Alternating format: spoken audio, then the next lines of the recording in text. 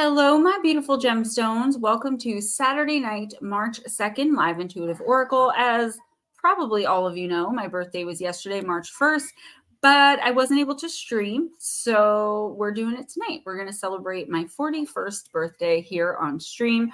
I want to say thank you to everyone who wished me a happy birthday.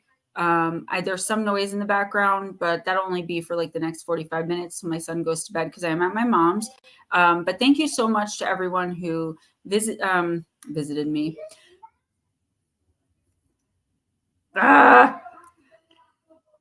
Thank you so much to everyone who wished me happy birthday, who called, text, put it on any of my social medias, including YouTube. I always let everyone know when it's my birthday. I'm not one of those people. I enjoy the happy birthday wishes, and thank you all so much.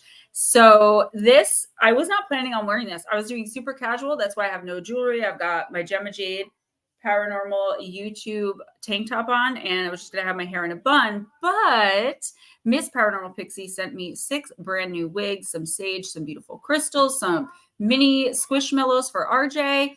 And I didn't want to open up all the wigs because I have to travel with them tomorrow back home. But once I get them out and put them on the stands, they look beautiful. But this one I was just drawn to. I don't have one this color. There were a couple in there like that. So Miss Pixie, everyone else who sent anything, all the warm wishes, like I said, but I couldn't resist this one. I really, really do love it. And I appreciate all of you just taking the time out to shoot me a text or, you know, whatever you guys did to let me know you're thinking about me on my birthday. So I'm going to say hi to everyone, bring in Ghostdragonzw, and then just get started. Miss Lotus Girl, thank you for stopping in. I know you're not feeling well. I wasn't able to get back to you. I was running a little late because we just did birthday cake, and I kind of had to throw everything together to get started. But you definitely have a timestamp, so don't worry about that. Val SWPA, thank you, thank you, thank you. Oh, it was delicious. I get a Carvel ice cream cake because I'm a big kid and it's my favorite. Jim's Camera at Dawn, Blue Crossroads, Miss Smoochy Girl, Lil Bit, hello. Josephine Van Dam, Chillin' Charlie, thank you, thank you. Slow Motion, thank you. Miss Pixie, thank you. Okay, cool. Miss Paranormal Pixie, listening in and out of chat. No worries.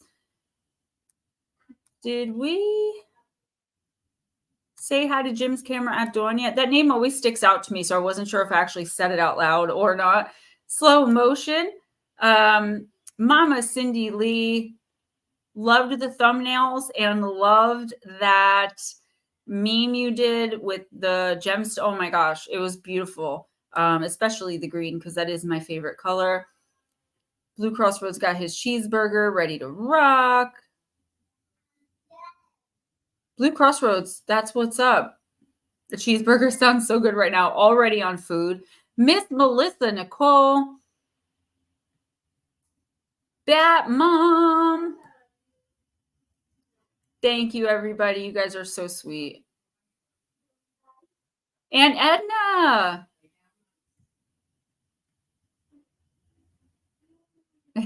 I love it. I love it. Pine Island Research. Oh, thank you. Still looking 21. Yeah, for the most part, feeling 21 too. You know, every once in a while, I remember my age. Nicole Perot and Roger Blair. Paradox Fossils. Thanks for stopping in. Thank you.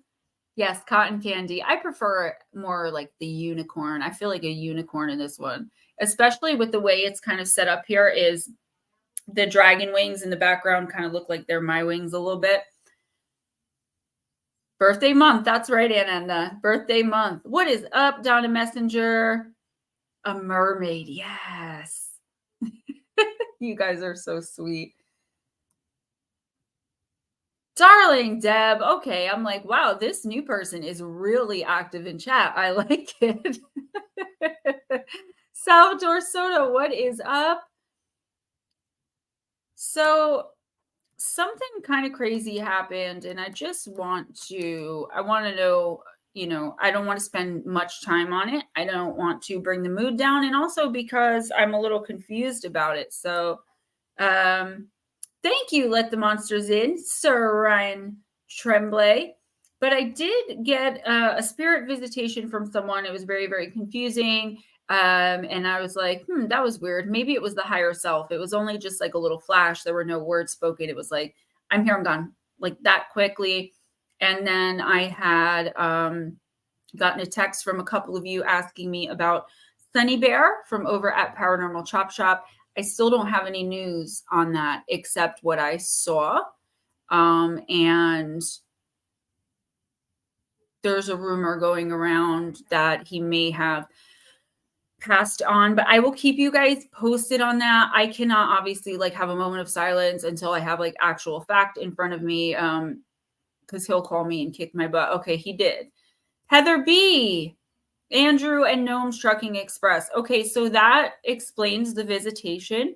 That big smile, and I don't know what to do with that right now, so I'm going to move on from it and continue the birthday celebration, and we will do something as a tribute to him sometime during the week. Okay. I don't think I can handle big emotions right now. And he and I were pretty close. So I'm going to put that in a box in my brain, and we're going to move on. We'll talk about it if we need to more on Tuesday and just have a moment of silence. And plus, out of respect for his family, I don't think I should speak on it. So, all right, I was going to bring Ghost Dragons in, but he's gone. Heather B. So my birthday celebration today has been amazing. Yesterday, I had a lot of hiccups, a lot of things that I wish had gone differently. Even so far as like I lost electricity and couldn't get online or play video games or have light for like 2 hours. So it was just like one thing after another. But it ended up being really good anyway. And I had all of you guys. And then today, celebrating today. So that's what we're going to do. And we're going to move right into Oracle. You guys saved the day for me yesterday, and my family came through today. So it's been really awesome. There he is. Surprise. Hello. Caught him off guard there a little bit. Yeah, I was just making sure something. Whenever you're ready, just let me know. I will say my hellos to everybody as I call out names. Hey, Enzo. I did not see Enzo come in. He's probably in chat. Oh, I probably just not seen him. He probably hasn't actually said anything yet, if he's here. Enzo, if you're here, welcome. Yes. Hello, everybody. How you all doing? Like I said, I'll say all my hellos when I call names. If she wants to get started, we can do that. And I'm going to sneak slow motion in since they're in across the pond. So anybody across the pond, let me know, because I know it's like AM there. So let me know. But I am going to sneak slow motion in, probably the second or third person. That's fine. I just want to start with Tennille because I know she's not. Yeah, I was just going to say she was first. So, yeah. Even if you're still not listening right now, Tennille, we'll still put the timestamp there for you, or just tell you you're the first. Enzo, long time no see. So good to see you in here. That's awesome. Hello, sir. Okay, so I'm looking for. Okay, I see it. The Celebrity Oracle, and I'm still really excited about using the new decks from last week. And I don't have all of my decks with me, obviously, because you guys know I have like over 200. And wouldn't be like really plausible to travel with 200 and some odd decks every other weekend.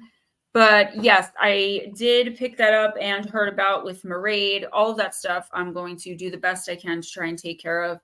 There's a lot going on. Like I told you guys, March is not the best month for monthing, for lifing, for adulting, for people. And all I can say is like, get through it. Like you will get through it. Things will, you will come out the other end of it. Just continue making decisions with your heart or with your instincts. And you're going to be fine. All right, Miss Lotus Girl.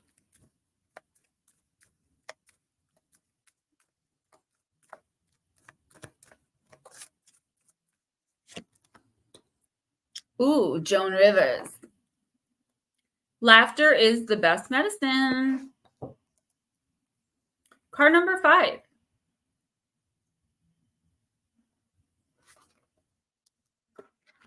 So the life mission here was jester, comedian, provocateur, and critic. Joan Alexandra Malinsky was born on the 8th of June, 1933, and died on the 4th of September, 2014, after serious complications undergoing routine surgery. She was a Gemini. I keep looking at their death date, thinking it's their birth date, and being like, why is this wrong? Joan was an American comedian, actor, writer, producer, and television host. She was best remembered for her controversial and quick wit and her comedic persona, especially towards other celebrities and politicians. Her biggest break was when she was a guest on The Tonight Show, hosted by Johnny Carson. Joan went on to have her own show 3 years later, making her the first woman to host a late-night network television talk show. She was also a successful writer who wrote 12 books. As for looking after herself, she was an avid walker and made sure she walks every day to keep herself focused and trim.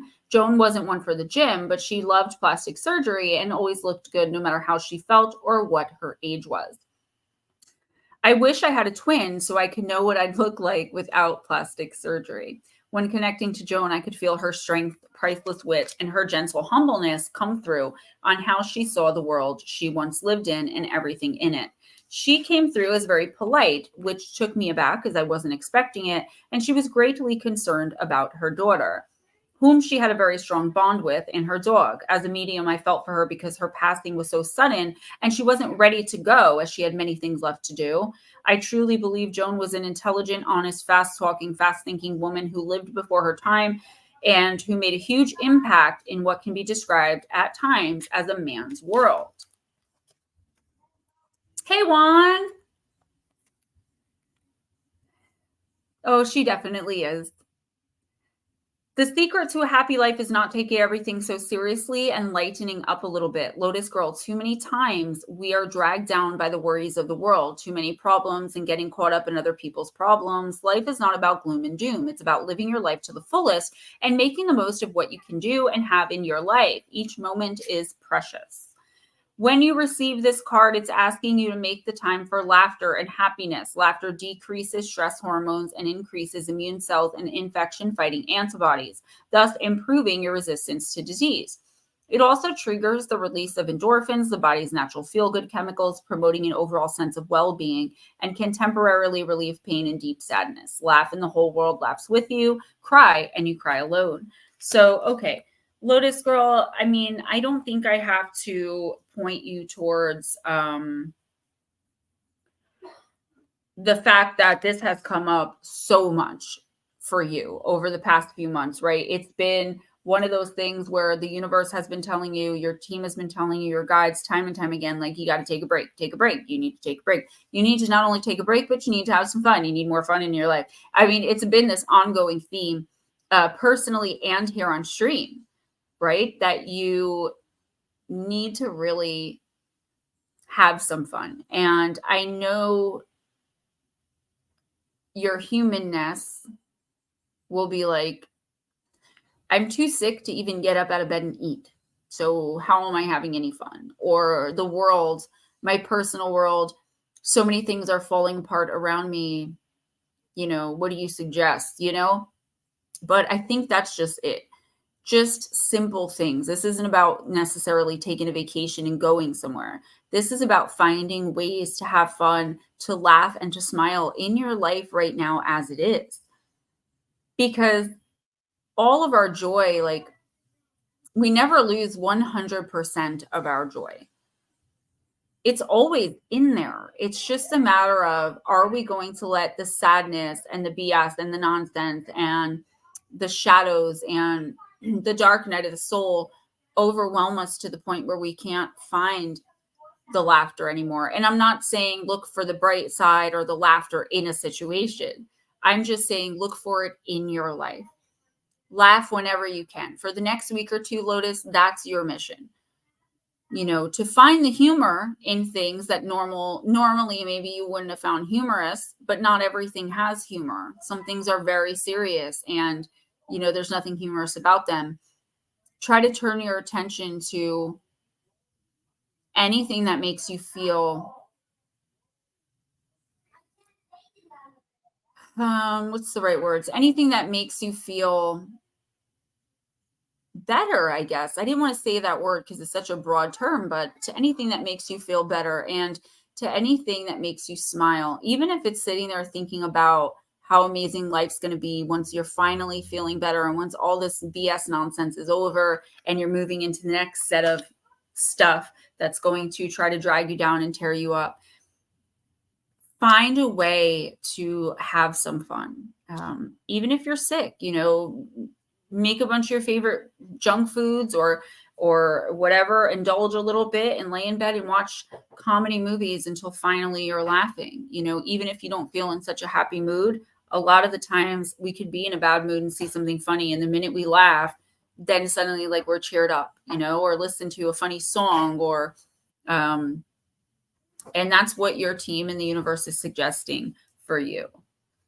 So, slow motion. Yeah, go ahead and do slow motion because I think Val just came in to say hello and happy birthday. Okay. If she comes back in, I have a H beside her name as a hold. So, okay. Yeah, and then we'll do Blue Crossroads. Okay, sounds good. So, slow motion, I'm using the Oracle of the Radiant Sun. Remember, guys, this is just the energy coming in for you in the next week or two. This is not necessarily where these planets are positioned in your personal chart, but it's always good to know where the planets are positioned in your personal chart. I can't remember mine off the top of my head. I just know my Mars is in Aries. Yeah, slow motion. My dad is definitely that way. I mean, he is born and raised in the United States, but he is very Irish and he's very, he's also a Sagittarius sun. So definitely the gallows humor, as you call it, always with him.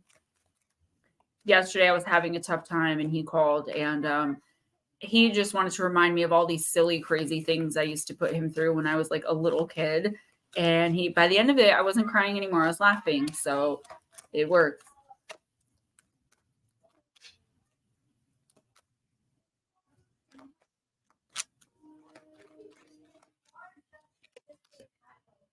Okay.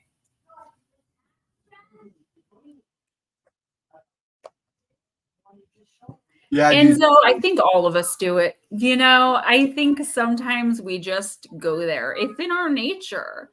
Human beings, by our design, are not really like, we have to learn to be respectful, right? We have to learn to be polite and we're inherently kind, but I don't think we're inherently like polite and, I can definitely see that. And I think a lot of people lately, at least in my circle, have been resorting to it, but I think it's funny. So, all right. RJ. My mom voice.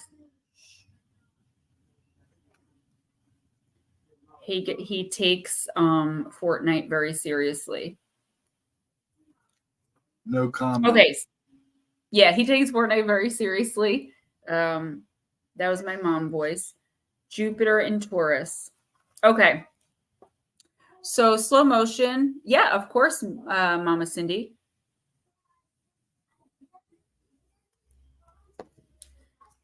In developing and improving life, Jupiter Taurians gain much benefit from money and material resources. They are aware of the energy these items can generate and have the ability to expand their worth for themselves and others.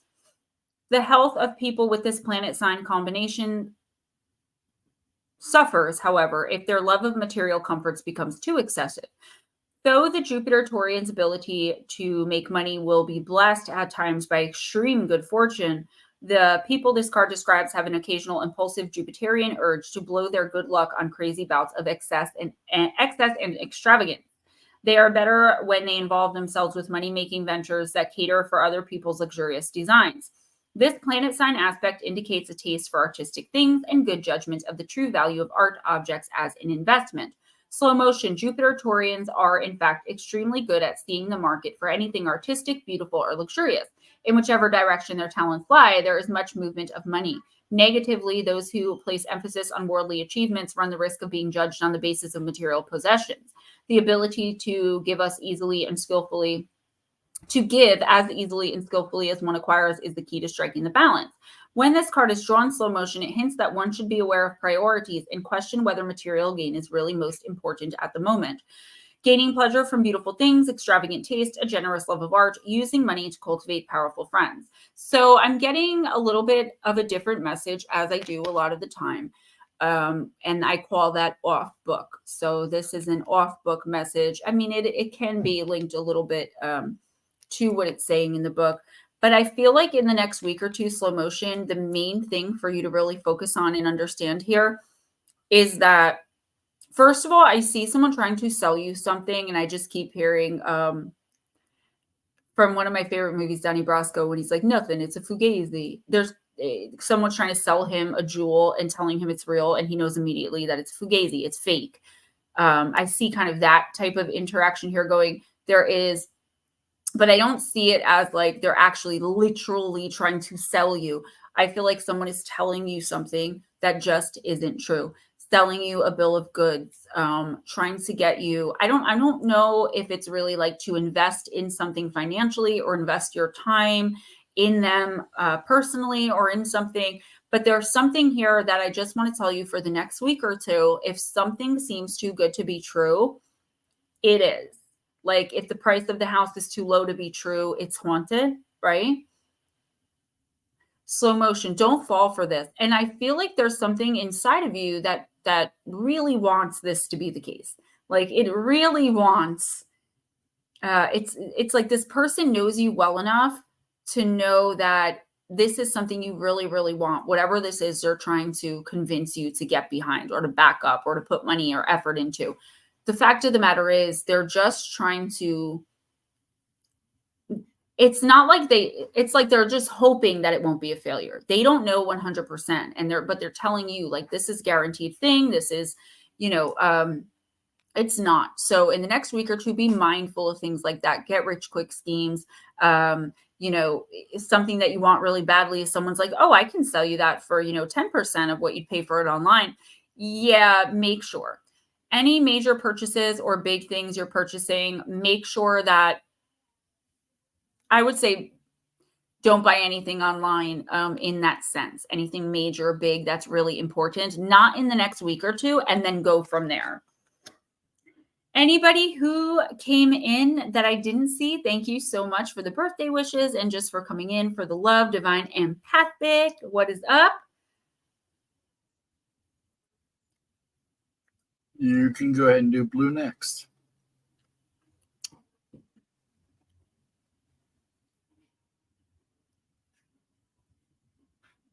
Blue Crossroads, I'm going to use the, I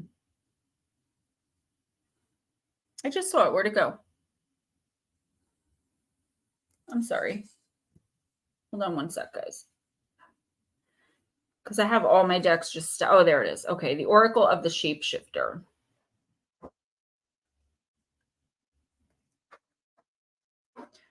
Mama Cindy, just remind me when it's your turn. I will try to remember, and I probably will, but I just don't want to forget. Miss Mandy, girl, thank you. Hello, Mandy. I got it written down too. I wrote it down too. So. Oh, okay, cool. Hello, Mandy. How are you tonight? I hope well. I got to go quiet now. Probably give it and then learn your lesson. Okay, well, you've been warned, I guess. I don't know if it's coming from someone you love, though. I think this is you actively like looking to purchase something or to gain something, and someone being like, "Oh, yeah, I can definitely help you with that." But remember, like they're gonna be the only ones who gain from this situation. But I'm definitely the same way. Definitely no shade there on that one. All right, sweetie. Miss Lotus, please go get some rest. Find a way to laugh, please. Okay, no problem, Chillin' Charlie. Thank you again, and have a great night.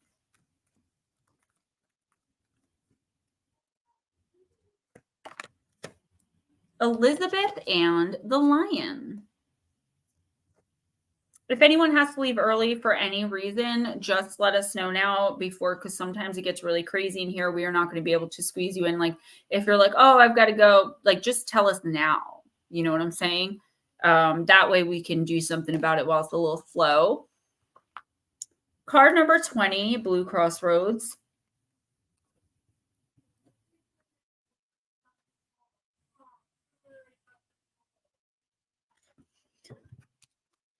The message, it's time to become a great leader. These two have come forward as one. They are indivisible and interchangeable, the masculine and the feminine, both divine. Elizabeth and the lion have made an appearance to you for a good reason.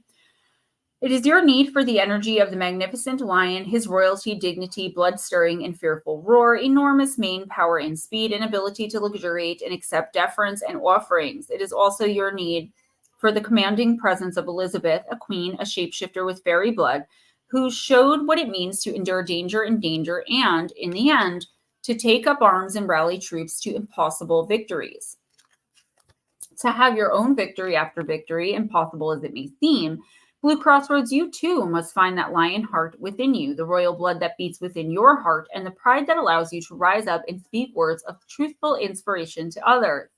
At times you will fall, but like Elizabeth, the triumphant queen who rallied again and again and again, you will be clever, learned, wise, diplomatic, cunning, peaceful, and courageous. Many will follow your inspirational lead, and the world will be made more joyful thanks to your courage. Elizabeth and the lion speak. You must now express your authority and prove correct the trust that people have shown in you. When you have a great task to do, it's natural that fear and fearful self-talk will stage a sudden entrance.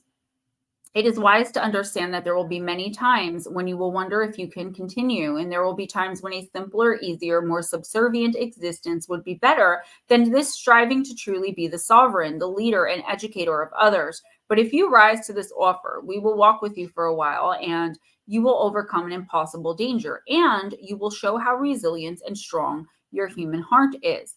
You must make a stirring speech, manage a troubled group of people, face a great threat, and somehow manage with meager resources to do so. But you are a leader. You will triumph if you remember the flow of blood that runs through you has courage and staying power. Nothing will make you back down. You will hold out, outwit, and come to victory again and again. Understand that at present, what you represent has immense symbolic power. You must dress and speak the part, and for a time you must put your energy toward a much greater cause. There are people and beings who rely upon your example. You will be promoted, and with this great new blessing will come great responsibility. You are up for the challenge again and again and again. Like it or not, you're a leader. Now show that you can be a great one. Okay. So Blue Crossroads, this card isn't saying much that we all don't already know, like just about you as a person, your personality. But on a more, I just pulled my balloons down onto my head. Hold on. I'm just trying to put my sweater on. This is more like talking about something personal here, where you go through this thing of like, I'm going to give up. Should I give up? I'm going to give up. Should I give up? Nope, I can do this. No, I got this. Nope, I'm going to give up. This isn't worth it. Nope, I got it. And it's like this back and forth. And we all do this, right? We all do this at some point or another about something or another in our lives. And I don't want to mess up my pretty wig. I love this one. But in the next couple of weeks, the coming 2 weeks, I'd say, few weeks, I should say, Blue Crossroads, there's a lot of back and forth, or there has been recently, but I feel like in the next few weeks, you're going to be fueled by this desire to pull yourself out of some lower vibrational feeling that you've been feeling. So you may have been stuck for a little while in some sort of lower vibrational energy of maybe feeling like nothing's going right, or feeling like, you're not getting through to this person, or, you expected work to go this way, but it went that way. But in the next few weeks, you're coming to this realization that nothing that's going around outside of you, that's going on around outside of you, has anything to do with who you are. That you are you regardless of the situation, that you are you regardless of who else is, how other people are behaving. And I feel like you may have lost this for a little while in more like thinking to yourself, like, well, you know, if this person wants to act this way, then I'm going to act this way. But I think you'll learn that that really doesn't work for you, because you are very stuck in your ways in a good way. Sometimes that can be bad because it can be considered stubborn, but for the most part, you're just who you are. And I feel like with that realization, if you can apply that, like, no matter what's going on, no matter how this person's acting, I am always going to be me. Now, that may mean having to be you from afar with some people. I feel like this is you stepping into your power and saying, I am who I am how I am. I know what needs to be changed, but I'm not going to be told what needs to be changed. And I'm not going to have it dictated to me in any area of my life by any other human being. I feel like you've been struggling with that. If not, that means the next week or two is going to be that struggle, but you're always going to come out fine the other end and on top. Not because you can't lose, because as human beings, we all win some and we all lose some, but because you're a force. You're an unstoppable force when you're going towards a goal or a dream to achieve something. And I feel like as soon as you get into this space of, yeah, you know what? People can give me advice all day long. They can tell me what they think and feel all day long. But at the end of the day, I'm going to do me. And I feel like for you got out of that a little bit. Hey, Mark.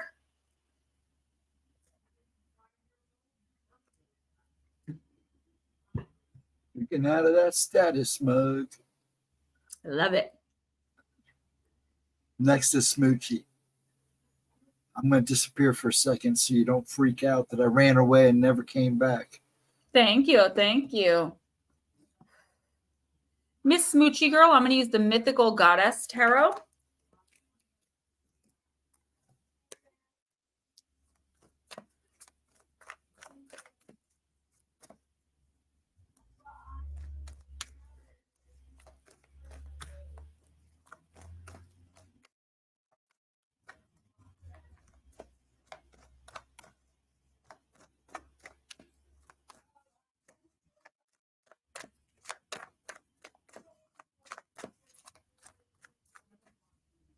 Yes, the Mythical Goddess is very fitting for Miss Smoochie Girl. It's fitting for all of us ladies in here. You got sleep paralysis?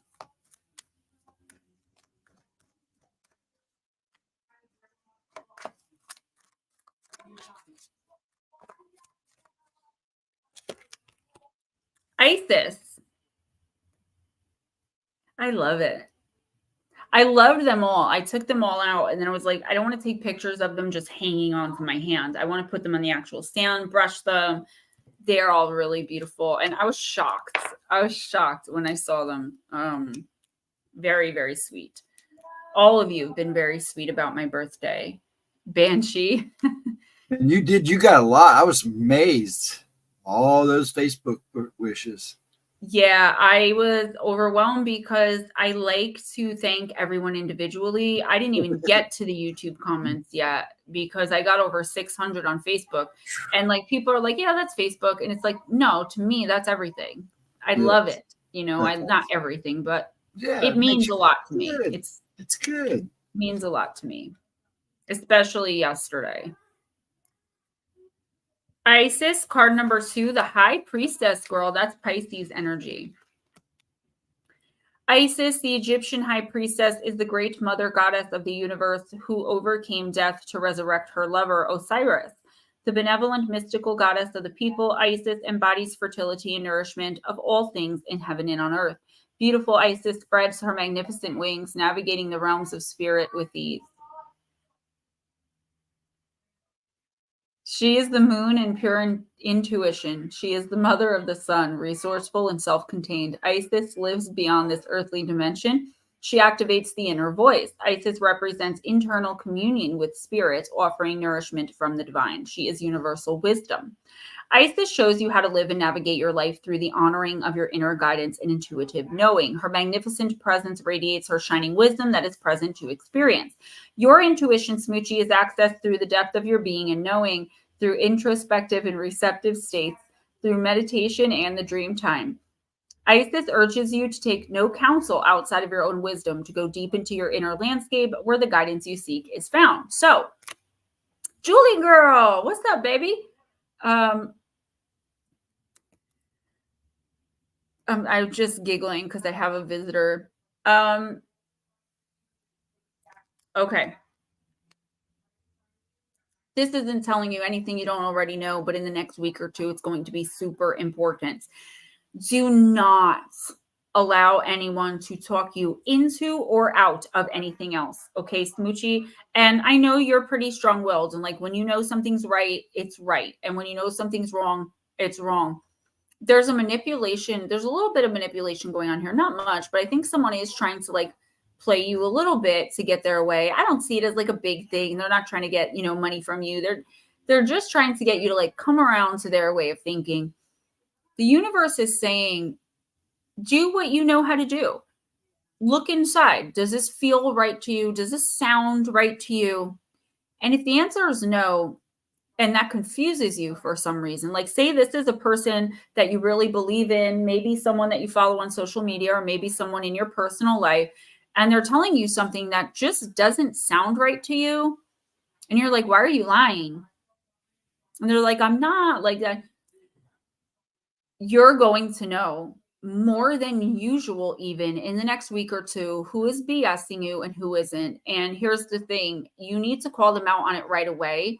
I know for me, it's I'll let people go for years in my life and like be friendly with them. And I'll never bring up the 8,000 times they lied to me because it's so insignificant to me, because they're not, getting me to do anything. They're just telling me these grand stories, maybe about their lives, because they don't want me to look at them like they're, like a certain way.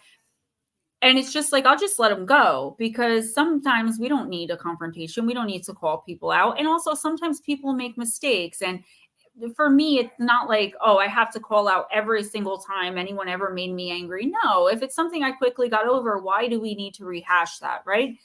But there's something here that the universe is like, you need to not only look internally and figure out whether what this person is telling you is the truth or not, but also nip it in the bud now, confront them, talk to them about it to make sure that they don't continue doing this. Because for some reason, this is something I feel like you do have a little bit of confusion around. Okay. Which means if this person is continuously doing this and you don't tell them, like, look, I know you're full of, poop, stop it. There's the thing here that I'm seeing where it's like, they're going to wear you down over time, even though, you know what I'm saying? Like, even though you know what they're saying is nonsense, you don't have a factual document in front of you saying so-and-so is lying to you about X, but inside. So if you don't nip it in the bud now, they're going to wear you down over time, and you're going to end up believing in the wrong thing or doing the wrong thing or whatever. Very poopily, Melissa Nicole. Very, very. No. We're not going to talk religion. No religion, guys. Don't even bring it up. It's not. No, we don't need to do that. Go. Little bit. Then Josephine's after her. Okay. I'm going to use classic horror for Miss Deb girl. Go see Trim the Beard. It was getting itchy. Dad goes, you look like an albino bear. I was like, what? Guys always say that.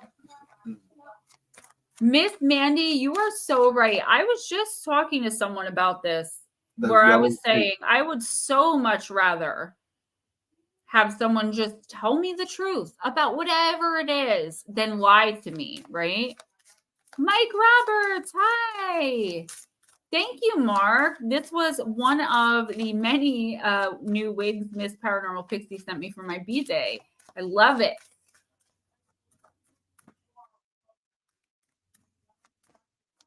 All right. Come on, Deborah. Michael. Let's see what we got. Yeah, Mike, it's very good to see you. Yes, warning number 1. Now we're going to start timing people out. Thank you. Thank you. Yes, that mom.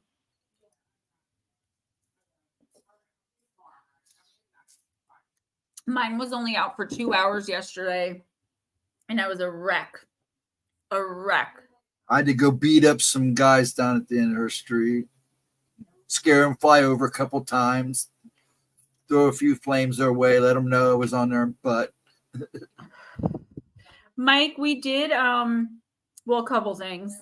Andrew and Gnomes, Mandy is pretty. That being said, that is Ghost Dragon's niece, therefore my niece. So I don't know. I'll have to vet you if that conversation goes any further. I'm just saying, you're my Nomeo. Yeah, I'm being protective here, so just beware. But I like you, Andrew, so you're good. I was just going to say, at least we know she's in good company. Yeah, she is.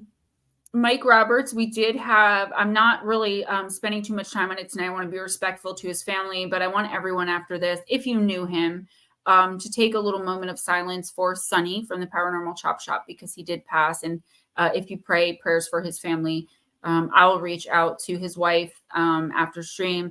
I only got the visit and then one text, and I didn't prepare. I was going to cancel the celebration stream. I just didn't know. I didn't know what was true. So, but I do want people to know. I don't know if it's my place to tell people. I just don't know. But I feel really gotta shove that down. Deb girl. Okay, you got The Woods in the upright position. Can anyone guess the movie?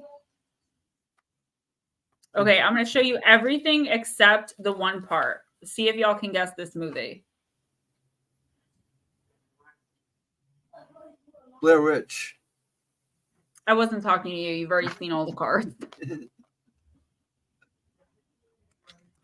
Oh, shut up. I'll turn my mic back. All right. The Woods. Yeah, it is.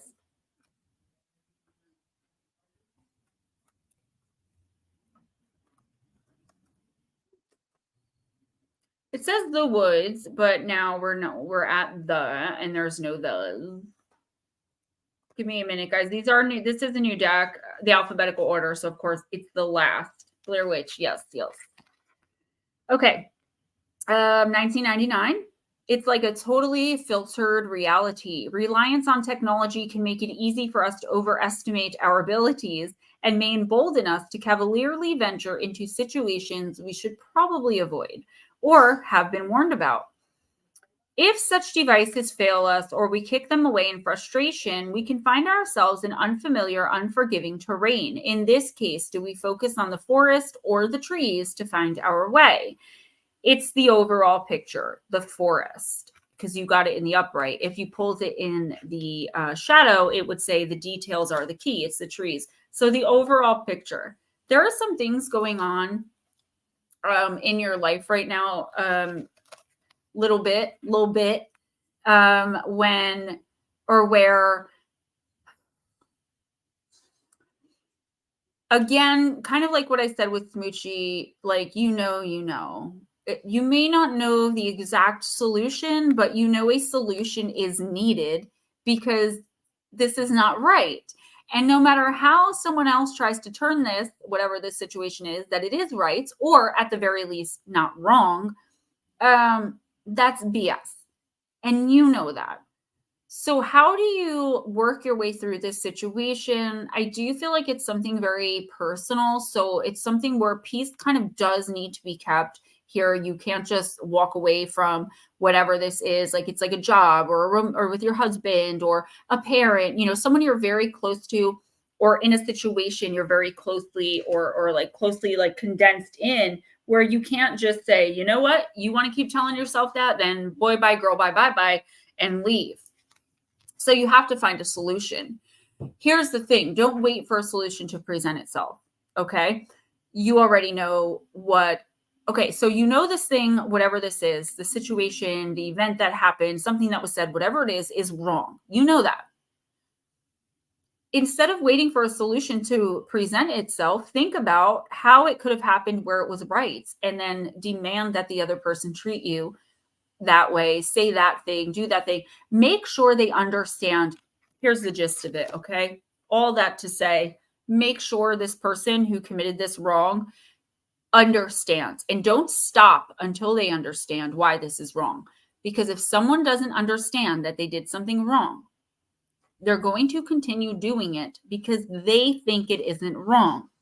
So even if the situation itself wasn't necessarily wrong, how you felt about it, you feel it's wrong. Therefore, if they care about you, if they want to make you happy, whatever the case, they want to just be able to tolerate you, if it's a work thing, you have to come to some kind of common ground. But the common ground here is your rights, and they need to understand why.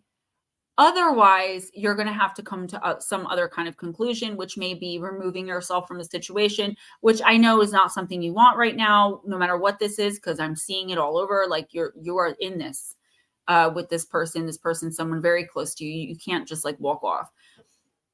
But they have to learn this lesson. Here's the thing. If they don't want it to listen, I think it does. Yeah, I do. I think if they don't want to listen to reason with you, then it's time to maybe remove yourself from the equation as much as you can. Be friendly, be polite, be loving if it's a romantic thing, but also keep your distance until they understand how to respect you or do whatever it is that they did in a more respectful manner, maybe running something by you. I'll use this as an example. I'm not saying this is what's happening, but let's just say like, you're fairly newly married. So like say you had your own money and he had his own money. But then when you got married, against your better judgment, or like one of you didn't want to combine bank accounts, but you gave in, you're like, okay, we're married now. Now the other person spends so much money and you don't spend money like that, but they're not only spending theirs, they're spending yours because it's now ours.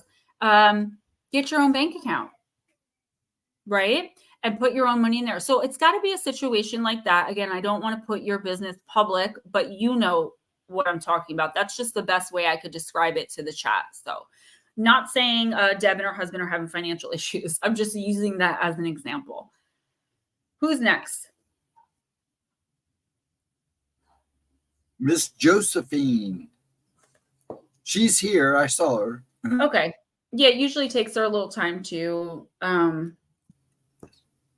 like say something when we call her name. Yes. All right, Miss Josephine, this is the wisdom of the House of Knights. Good night, slow motion. Night. Be safe. Have a good one. Nomeo, they tease my son, my oldest son at work, and say that he looks like John Holmes. Nope, I'm lying. Not John Holmes. What is the guy's name? Jeremy? He's a great big guy. They call him the Hedgehog. They call him the Hedgehog. They'll know who I mean. His name? Jeremy something. Yeah, you're close. He just went to jail. Yes, that guy. Yeah, he just went to jail. They called him the Hedgehog in that word. But what's his name? Ron Jeremy. Thank you, Andrew. Yes, thanks, guys. What an interesting subject. Yeah. Okay, Josephine. Yes, multifaceted Jules. They tease him. Actually, he's the one that said, "Oh my gosh, I look like that guy," because he works in a mechanic shop and they were messing around. He's big, bulky, and he had the same little mustache for a little bit. So now they put the picture of Ron Jeremy next to his, like in his workspace, who's a tripod. I don't know what just happened. I'm in a different reality. I love you guys so much. Okay, so we have High Priestess energy here again, but this is High Priestess of Earth, Josephine, okay? Card number 3. Batmom, I definitely believe that. I believe I had to run in with him a while back ago at a bachelor party, and he was just You can't. No. Bat Mom, I'm just deleting your comment because you're not allowed to say the R word.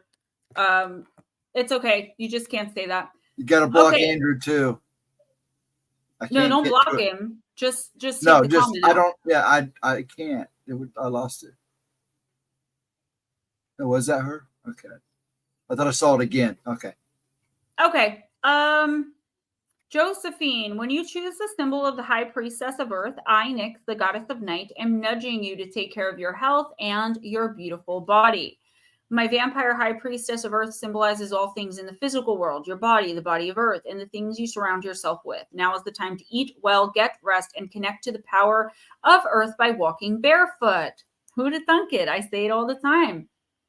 Now is, be mindful, knowing you are a child of flesh and bone who came alive through the blending of earth magic and your spirit. If your question is about a situation with a friend or a love interest, know that the High Priestess of Earth is asking you to wait until you see tangible evidence of what you seek to understand about this relationship. Perhaps a first kiss or some shared activity will give you more insight into your question. Stay grounded and wait and see. Don't make time out in a juice box, maybe a nap. Don't make any assumptions, Josephine, in the next week or two about anybody. I do feel like this is like your first impression. And for us empaths and light workers, this almost never happens. But your first impression is going to be a little off. I feel like you are being unfairly biased towards this person, maybe because of something you heard, even if you don't remember like that you heard this, like your subconscious held on to it. And your subconscious now, like you're meeting this person, the universe is saying, whatever this person is, opportunity, whatever it is, wait until at least 2 weeks are up and then reconsider whether being their friend, going on a date with them, accepting an offer from them, like a job offer, or you've been misinformed. And the thing is, you've got to get to know this person or get to know a little more about this person before you can actually make an informed decision. If you just say nope without doing any like investigative research or even just a little more asking around, a little more digging, you're going to miss out on a really good opportunity here. Again, whether it's in love, in business, in your career, with money, there is something here that your immediate response wants to be no, nope, don't like this person. Nope, nope. Something with the energy is off, but it may not be theirs. I think this time, Josephine, it's yours because of everything you've been through. Your initial reaction now is just to not trust. I'm kind of like that too. Like I trust people for the most part until they give me a reason not to. But when you're trying to get close to me, trust is something you earn. And there's a big distinction there. You know, when does someone get close enough that I start making them earn it a little bit more than, you know, someone I know in passing? So don't make any major decisions, yes or no, right? I do feel like this is more about you saying no to something or denying an offer or something like that than it is saying yes, but it could go either way. Give it 2 weeks before making any major personal decisions. Oh, guys, I want to say thank you all for my book. I released last Tuesday, Campfire Stories Volume 2. So Volume 1, it seems like almost no one picked up. Volume 2 went on to become a bestseller. It was #1. So, yeah. And the next one I'm working on is going to be a surprise. So it's set for pre-release on May 1st, but I should have it done way before that. It is another book of, this kid is so loud. It's another book of like shorter stories. I'm working on one that's like longer. That's probably going to take me like a year and a half, but I'm going to be putting out short story books in the interim. And this one, I think you guys are going to really fall in love with because it's nothing that I've written about before, but something that I talk about all the time. So, all right, who's next? Next is Cindy Lee.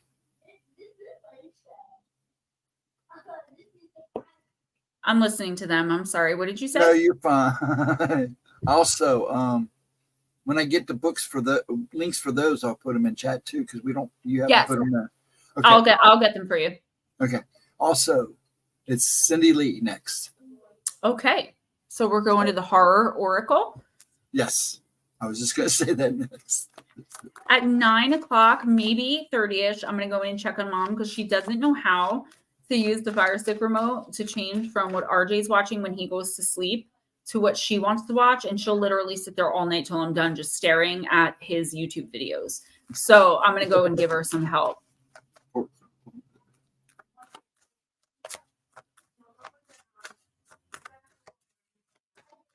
Multifaceted. Okay, there's your card. Multifaceted jewels. That mom's moving, and we've done a lot of cleansing and clearing. I've done a lot. Like after we move one course of stuff out, we do more. This weekend is like the biggest weekend because we're moving most of the furniture out. So I'll do one final one the next time I'm here as like, that's it, we're done. And hopefully it'll be good enough for the people coming in until they realize that that giant Jinn is here and do something about it.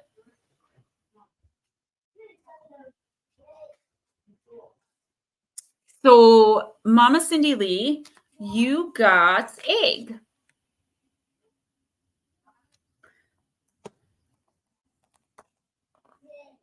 One of my favorite movies too.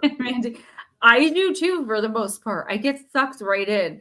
Ever since I was little, though, the thing with my mom is that she can only watch horror.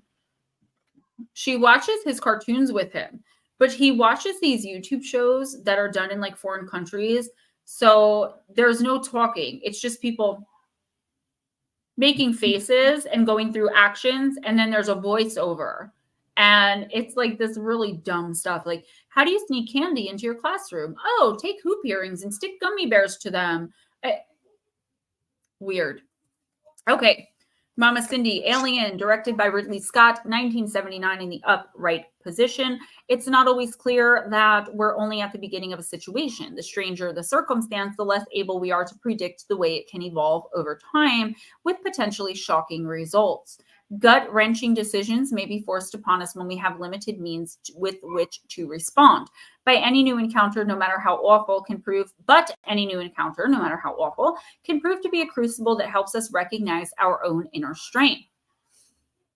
Upright, take care when peering into the unknown. Now, this could be talking about things like what we do here. You know, if you're looking more into the occult, and I hate that that is such a broad term, right? The occult, this is technically considered the occult, but I don't consider it that, but by definition. I feel like what this is actually saying, yes, it could be saying that, but what it's really saying is kind of be careful what you start digging into. Like, you may think you want to know the answer, but you don't. Or you may not, right? I can't say you don't, but you may not actually want to know.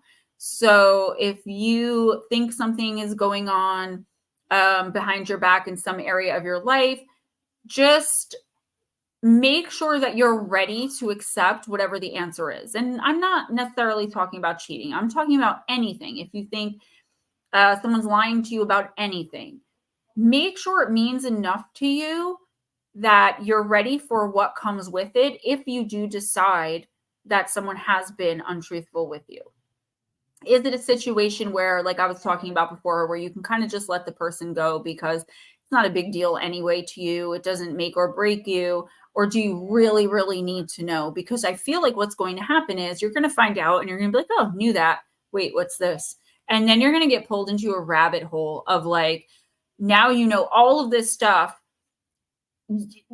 I just see it as like you're going to have a hard time looking people in the eye. Like, you're going to get too much information about some things that had nothing to do with where you originally started in the first place, if that makes sense. So watch when you go digging either on people or looking for information. There's something here that the universe and your team are saying. They're like, just make sure you're ready for the answers. Maybe you want to take a step back, kind of let this one slide by, because otherwise you're going to open up a can of worms, so to speak, that you're not going to be able to close again.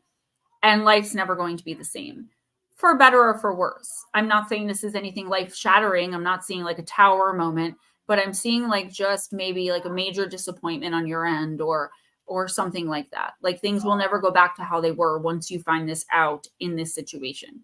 Does it mean enough to you? And Bat Mom, yes, guard your hearts either way.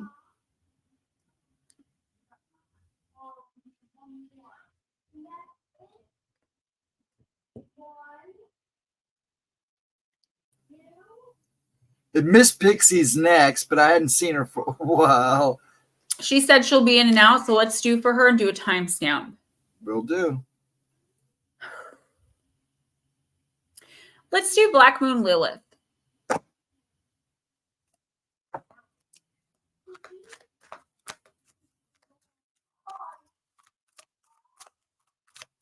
That's where one of the portals are that I keep trying to close, guys.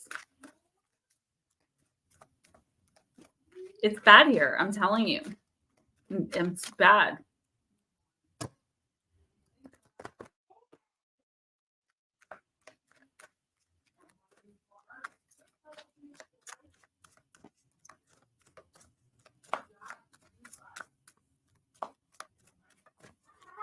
I watch my cartoons right before the stream with my waffle sandwiches. Ask Jim. Okay, Black Moon Lilith in Sagittarius. So Miss Paranormal Pixie, I'm sure you know where your BML is. I don't, but this is the energy coming in for you in the next week or two. Well, the name of the deck is Black Moon Lilith. That's why, like, but you're right in that she does come up a lot in like other decks or in definitions a lot. Yeah. Card number 9. Your Black Moon Lilith Ghost Dragons is in Scorpio and mine is in Capricorn. My mom's hooked on Peppa Pig. She's been watching it with my son since he was like 2 or like a year and a half. He's far outgrown it. She still watches it. Oh, hey, Miss Pixie. I keep catching Pops watching My Little Pony, so don't feel bad. Okay. It's time to step into your freedom, Miss Pixie. Your drive to be a free spirit can feel strong right now. You can see the bigger picture and make decisions from an informed space. You may be breaking ties with someone or something that no longer serves you. Sagittarius is a mutable fire sign representing beliefs, wisdom, optimism, growth, and expansion through experience. Symbolized by the archer, it's ruled by lucky Jupiter and linked with the higher self. Your true self stands programming, weighing you down. When Black Moon Lilith is in Sagittarius, this freedom-loving energy can be repressed. I'm tripping over my tongue. Famous Black Moon Lilith in Sagittarius pop star Britney Spears experienced this with her public conservatorship battle. Perhaps in early childhood, past lives, or through ancestry, you witnessed painful persecution based on your beliefs or your free spirit. This may have shut you down from new spiritual knowledge and information. Those who have Black Moon Lilith and Sagittarius in their natal charts can experience an unconventional approach to their spiritual or academic growth. Sometimes they can be dogmatic, creating friction with other people. In universal law and alchemy, your belief system creates your reality. When you shift the dark energy surrounding your beliefs, you will move into creation mastery. Knowing that you are a wise, intelligent being is important with healing this placement. Traveling is a spiritual experience for you and will allow you to heal. Take time to escape and allow yourself to be present on that journey. Your beliefs are radical and the world needs them. Journal and write down your most rebellious and adventurous thoughts. So I didn't realize you pulled this in the upright, so it'd be the first one. Take time to escape and allow yourself to be present on your journey. The universe is liberating you from the control of others. Your higher perspective is freedom. So yeah, we've been talking about this. Mike Roberts, it was before the tablet days. We've been talking about this for a long time with you, Miss Pixie, really stepping into yourself and what you know without being self-conscious, without worrying about pleasing everyone, without having to behave in a manner where you normally wouldn't be behaving just to try to get people to focus or pay attention or like you, maybe even morphing your beliefs. I don't see a lot of that in you, but this is talking in general, in whatever way it's showing up in your life, about insecurity. Insecurity in your own knowledge that you know. Like there's no doubt in your mind that you know what you're doing in XYZ area. So why are you allowing the people out there who barely know you or don't know you at all, who do doubt you, to make you doubt yourself, even though you know? That's what's holding you back. This is energy coming in from a past life. Okay. And I feel like you may be conscious of that, even if it's subconscious. Like, you definitely know somewhere in here that this is coming, like something you brought over from a previous incarnation. But here's the thing: you are not going to level up in one area specifically of your life until you accept the fact that you do know what you're talking about. You do know who you are, who you want to be, where you see yourself in 5 or 10 years, 1 year from now, 3 weeks from now. Stop letting other people take that knowledge away from you simply because you don't want to say to them, no, actually, respectfully, you're wrong. Because then they're going to be like, oh, Lara's a B word. She doesn't know what she's talking about anyway. So what? Let them say that. There are so many people who adore you and who look up to everything that you say and who listen and who know that you're very credible, who know that you can be trusted. You are a source that can be trusted. It's like when they say you can tell a woman she's beautiful all day long, but she'll remember the one time 40 years ago when you said she wasn't so pretty or something like that. That's what this is. It's like you're letting a couple little naysayers, whether personally in your life or here online, you're letting those people take away everything you've earned and that you've grown into over the past few years with hard work, a lot of research, a lot of learning and growing and changing and building. And the next week or two, like, you're going to miss out on some opportunities if you don't really step into your power and say, you know what, if you don't like me, that's cool. You don't believe me, that's fine. And really mean it and like not let it affect you. That is really, really hard to do.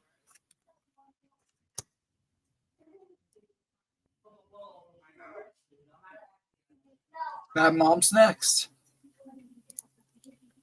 I'm sorry. Bad mom is next.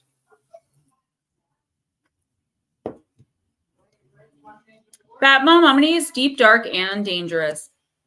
Yeah, no, it's not you, though. It's not. It's your ability to want, or you're wanting everybody to understand and to not only like you, but to learn and grow with you. You want everybody to accept this knowledge that you have because you know how high it can elevate them. You know that you're damn good at what you're doing. And you know that the knowledge you're presenting and what you represent is factual. It's wisdom. It's there. It's real. But it's like you just need to be able better to grasp and understand that some people, it's not a part of their journey, or it's at least not right now, to take that in that way. If part of their journey is for them to turn away from what it is you're offering. All right, Bat Mom.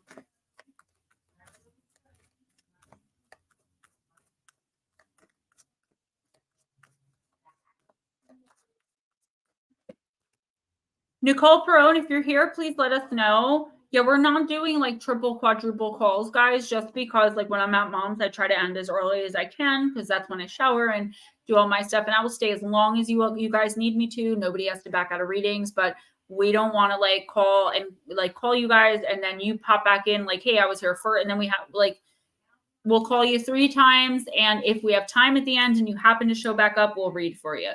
Thank you. Thank you, Miss Pixie. Thank you. Miss Batmom, you have Darkness Nyx, who is actually the goddess that this deck was allegedly like written by. It was written in her spirits. Card number 19. It is a darker card.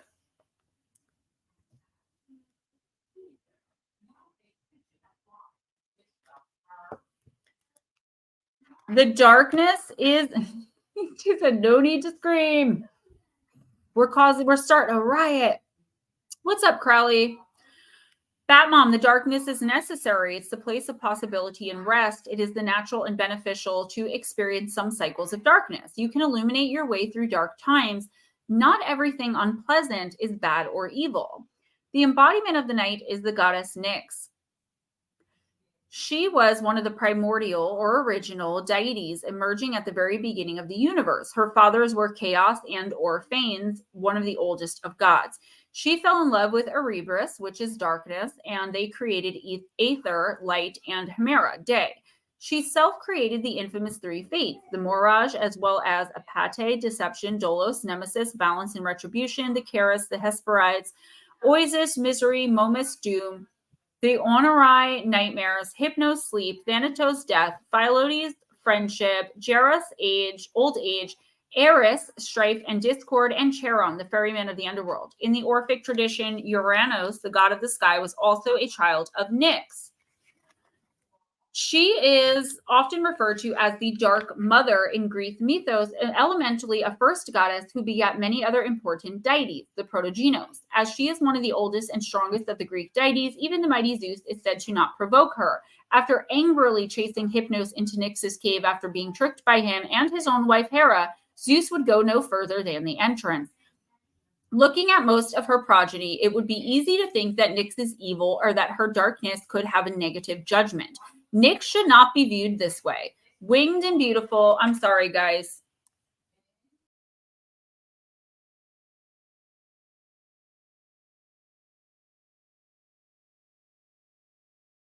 You're kind of loud. Give her a minute. She'll be right back.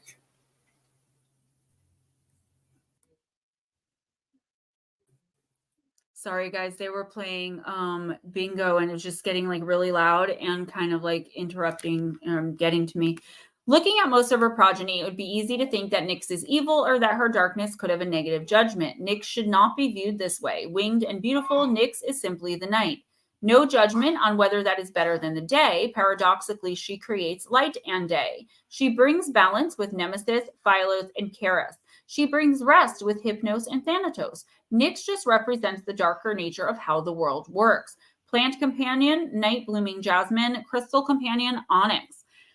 So yeah, I'm okay. I'm just normally like I'm in my own room, my own space, but because my mom's moving, we're all sharing like the same space, and RJ's 5, so he gets excited. So I just wanted to not yell for him to be quiet while on stream. So Bat Mom, what this is saying is it's not that there are situations in your life that aren't bad, right? Everybody has these bad situations or these terrible situations where they're like, you know, I just don't know what to do anymore. You know, this really stinks, you know, whatever. What this is saying is there are a lot of things in your life, though, that it's like depending on how you look at it, right? And we talked about this much earlier. One of the first, either the first or second reading that I did, where it's like, how are you going to accept this situation? At least one area of some situation that you're in.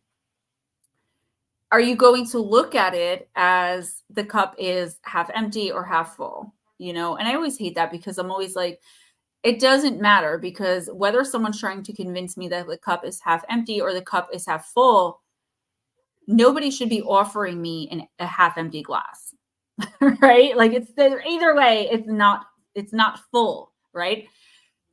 But here's the thing. For you, I feel like because so much lately, just like with a lot of other people, but this is your specific card, so we're specifically speaking on you here.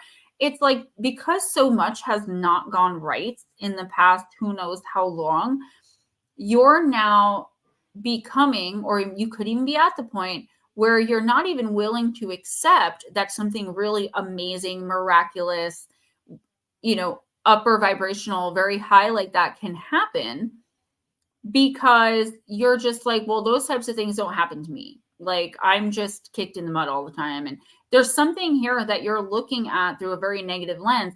And that's because it is negative. But if you would try to wrap your mind around it a little bit more and apply your knowledge, your wisdom, everything you've learned and everything you've grown into through all of this pain and hardship and darkness, you would see that it's really not as bad as all that. And there is a way to make it work for you instead of against you, or at the very least, work with you. Reassess some situations in your life that you're kind of overwhelmed with, that you're very down about, and see how you can give them a more positive twist. Again, not everything can be given a positive twist. Sometimes things are just terrible. But I feel like you have more in your life right now that you're looking at as unavoidably terrible than there actually are. And there's something here that can be made to work to and for your advantage if you're willing to take the time to reassess.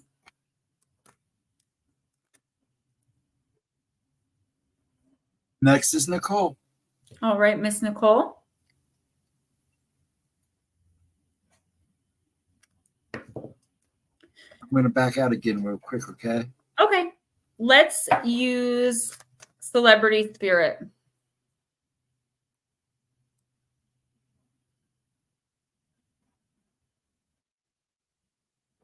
I'm just looking for something.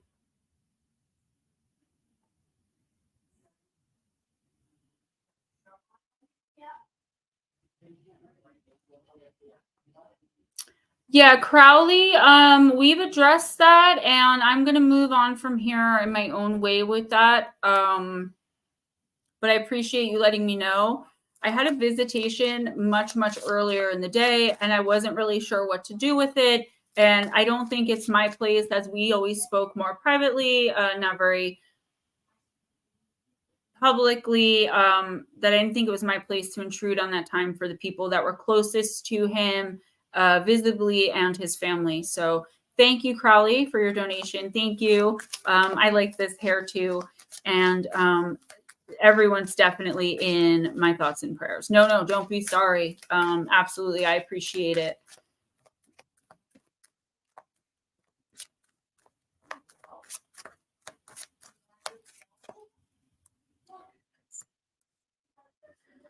All right, Miss Nicole.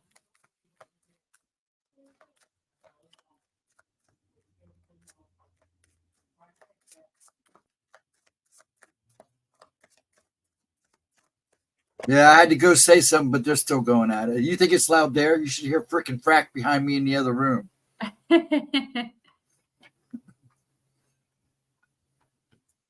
All right. Somebody got him last week. So we have Harry Houdini, card number 16. Always trust your gut.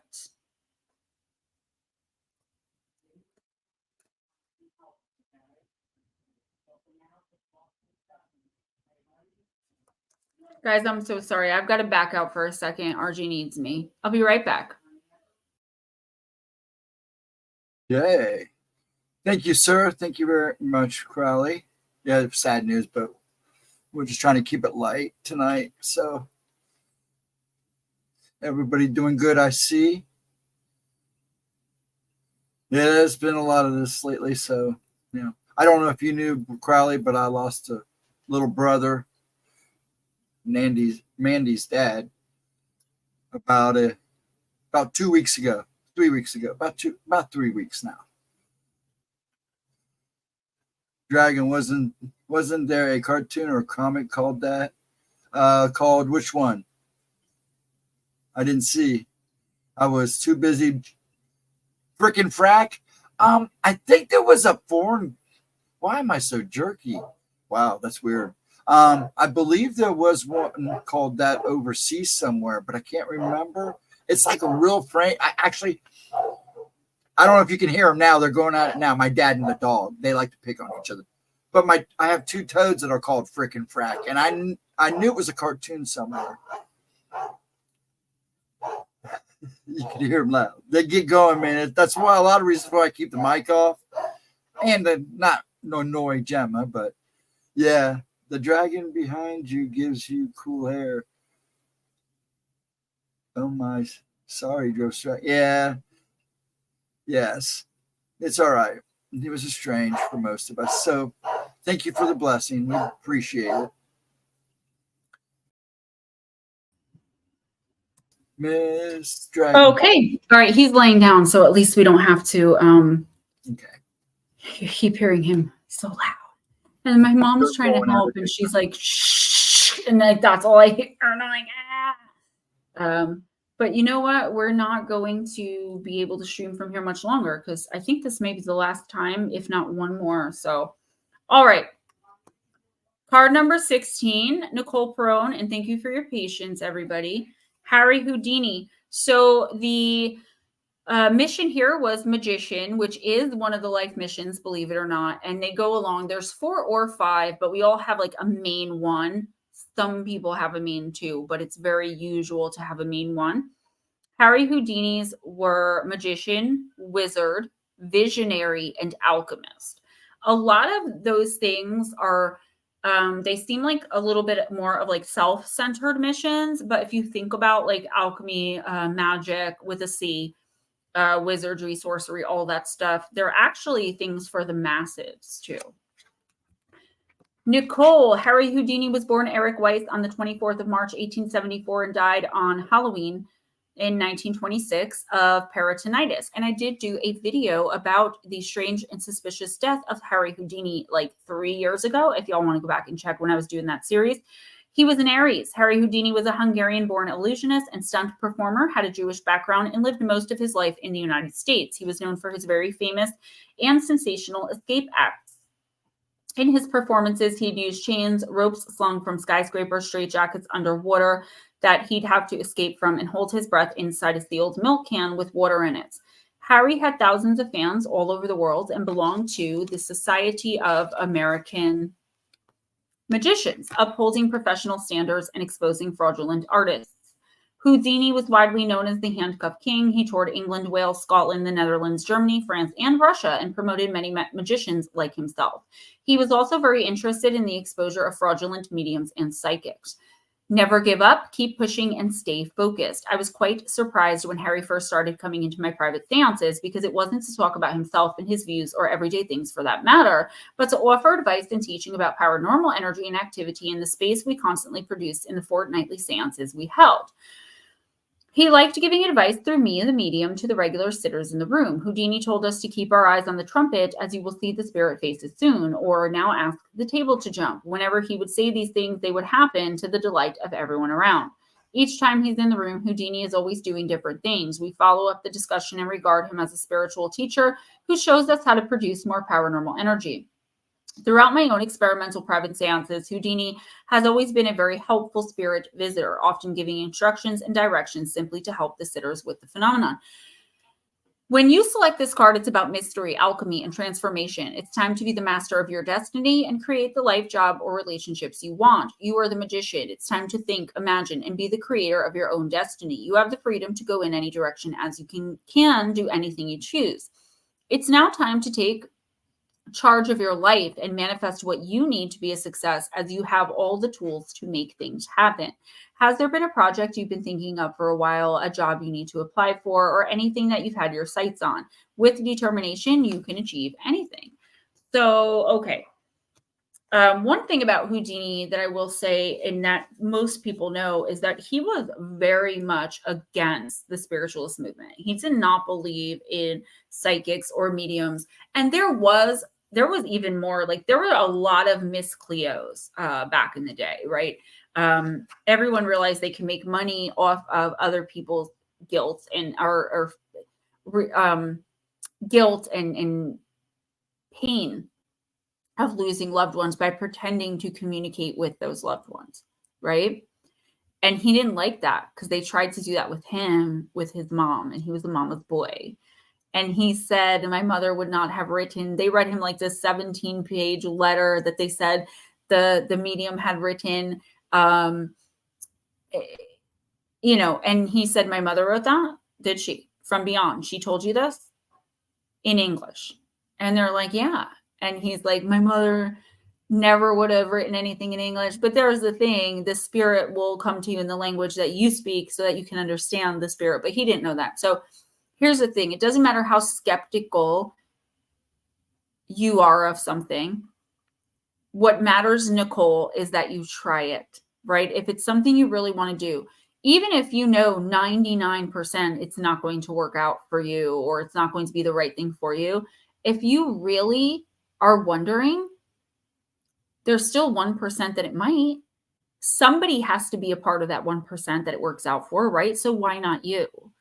This is you really trying to get your life as a whole in perspective. And I'm not talking about the past. I'm talking about the future.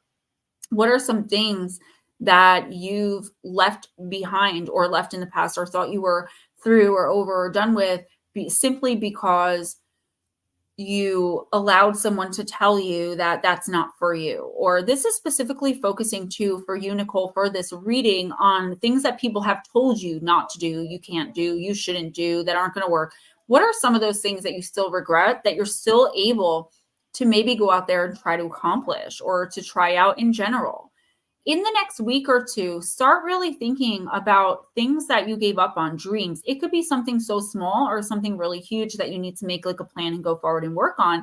But it's like, what are some of those things? I feel like you've given up a lot. For some reason, I'm seeing you just like on to the next thing, next thing, next thing. And I feel like there was an outside influence in why you gave up a lot of these things. It could even be repairing relationships you thought that you never would be able to repair, but that you want to. You'll never know unless you try, right? And I don't believe in do or do not. There is no try in all cases, right? I do believe that sometimes it is worth a try. And I feel like that's what this universe is trying to say. You don't know 100% that any of this stuff wouldn't have worked out. And you don't know how any of these things would have worked out had you tried them. The only thing you have is now. What about now compared to back then?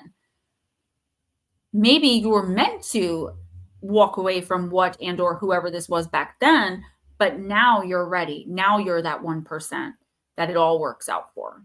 I hope that makes sense, because this is kind of an important card for you, Nicole, as far as like going forward into the next few weeks, the next few months. And I'm hearing summer, specifically into the summer. Okay, next is Roger Blair. All right. Roger Blair, I'm going to use the Forest Fairy, or Fairy Forest, I think it's called.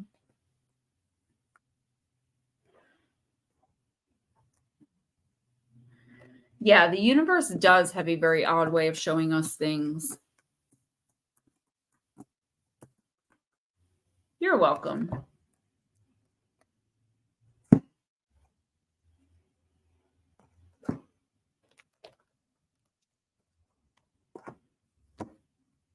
All right, Roger.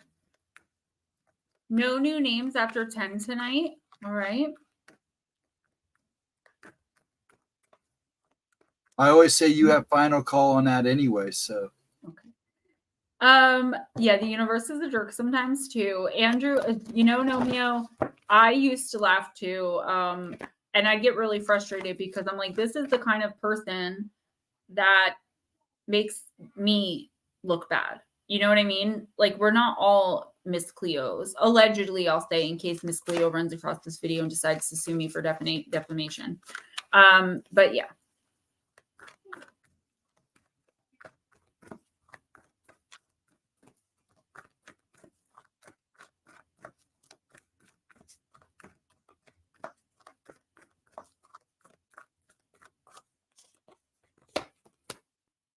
Ooh, Roger, the Golden Unicorn. Protector, Guardian, and Champion. Card number 43.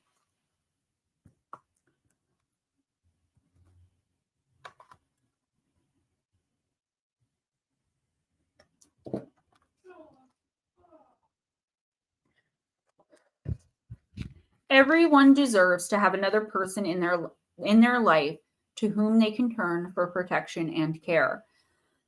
When this card comes for you, the Golden Unicorn is showing you the path to a person, advisor, or mentor who will assist you through the challenges you are now facing. When the Golden Unicorn appears, it is as a beacon of hope, for with the right guidance, what seems to be impossible can be achieved, and you will no longer need to feel so raw, vulnerable, and unable to go on. The Golden Unicorn appears to those who are facing unjust circumstances. They will show you step by step how to get through this time when it seems that all friends have fallen away and the world is no longer a safe place. They lead with reason, intelligence, and intuitive brilliance. With their guidance, you will come to a safer place within the world and be wiser in choices regarding friendships, alliances, and partnerships. You are wiser now and will never be quite so hurt again. Roger, there is now protective energy around you, and it's safe for you to leave the current circumstances and create a new path. The judgment you have sensed around you, I hate American English people don't speak that way, right? We don't say all about us, we say all around us. So The judgment you have sensed around you will now dissipate, and true good people enter your life to help heal the pain of friendships that have fallen. So Roger Blair, yes, Guardian Jackpot. Thank you. Just like with any other adult, especially those of us at a certain age, there's been a lot of failed relationships where we've been both villain and victim, right? I feel like the universe is saying there may be one here, whether it's romantic or otherwise. It could be professional, it could be friendship, it could be kinship, it could be anything that's going to be worth another try. In the next couple of months, I'd say, in the next week or two, this person could be coming in. But in the next couple of months, I feel like someone who you thought it was going to be the end a really long time ago of either a close personal relationship with this person in whatever respect or regard, or to your relationship or knowing of this person at all, they're going to be coming back in.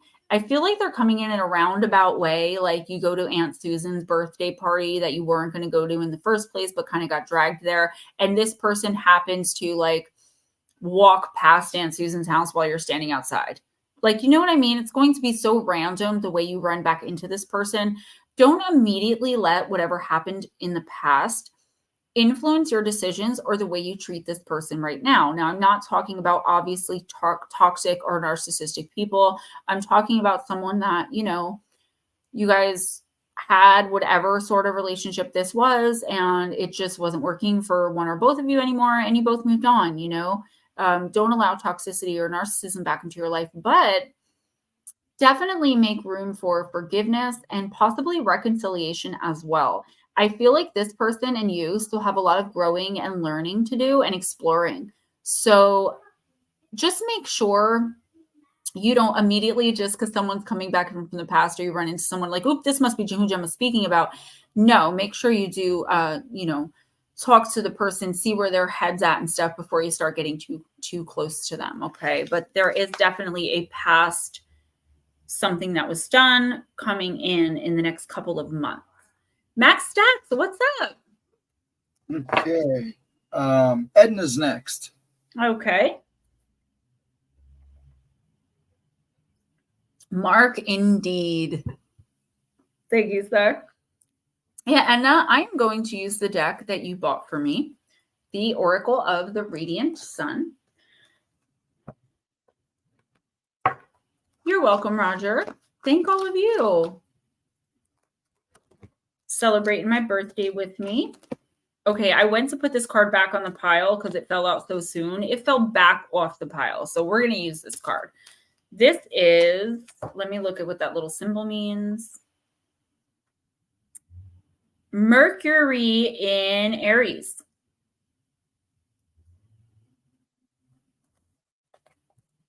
Restlessness. And Latro, what's up? Mercury Arians are decisive and active thinkers, fond of debate and argument. Mentally, they tend to be competitive and impulsive, making decisions quickly and a little one-sidedly. With Mercury in this position, there's always a danger that one might have too many irons in the fire and thus waste a great deal of mental and physical energy. This card describes someone who is probably quite articulate and bases most actions on good thinking and logic. With a higher than average intelligence, people with this planet sign combination have an ability to express themselves verbally, which will be important to them in any kind of achievement. However, natural curiosity and the ability to grasp quickly the essence of things leads to a restless existence and a need to constantly be on the move. Tiring quickly of project after project, people with Mercury in Aries are on an eternal search for new stimulations. Negatively on Edna, because of the sheer overactivity of the mind, the Mercury Arian is prone to irritability and temper and has the need always to have the last word in any argument. When this card is drawn, it indicates a great need for the questioner to scribble down thoughts and ideas on paper. This could set the inquirer on the road to becoming a writer of some kind. The restlessness card can sometimes suggest a long drawn-out dispute with much correspondence. Research or detective work, competitive written work or discussion, taking up creative writing, a big argument, spontaneous communication, contact with the media. Yes, thank you, Max. My birthday was yesterday, but we're celebrating today. Yes, 41. I'm in my prime, baby, again. Okay. There's a lot going on here, and the message I'm getting for you again is a little bit off card. It's just like, listen, all of this restless energy, you have to kind of sit back and wonder in the next week or two, what are you going to put it into, right? You want to make sure that you're not doing something just for the sake of doing it. You know, does the person maybe you're helping, are they worthy of you giving your help? Are they a manipulator, a user, a liar, a cheater, beater, cheater, overeater? But you're so bored, you're like, well, don't have anything else to do. Like, we don't want to be giving our energy to those types of people or situations because they drain us. And then we feel like poop afterwards. And there was really no reason for it because we should have just said no to begin with. And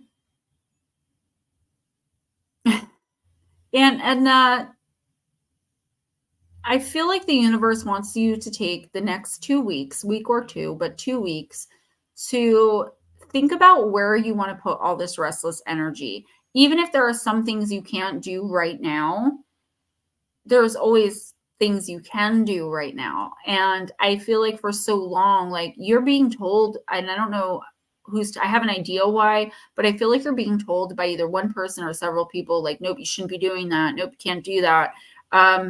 Why not? You decide what you can and can't do. Now, obviously, if you have like a broken ankle, you can't walk on that ankle. So yeah, that makes sense, right?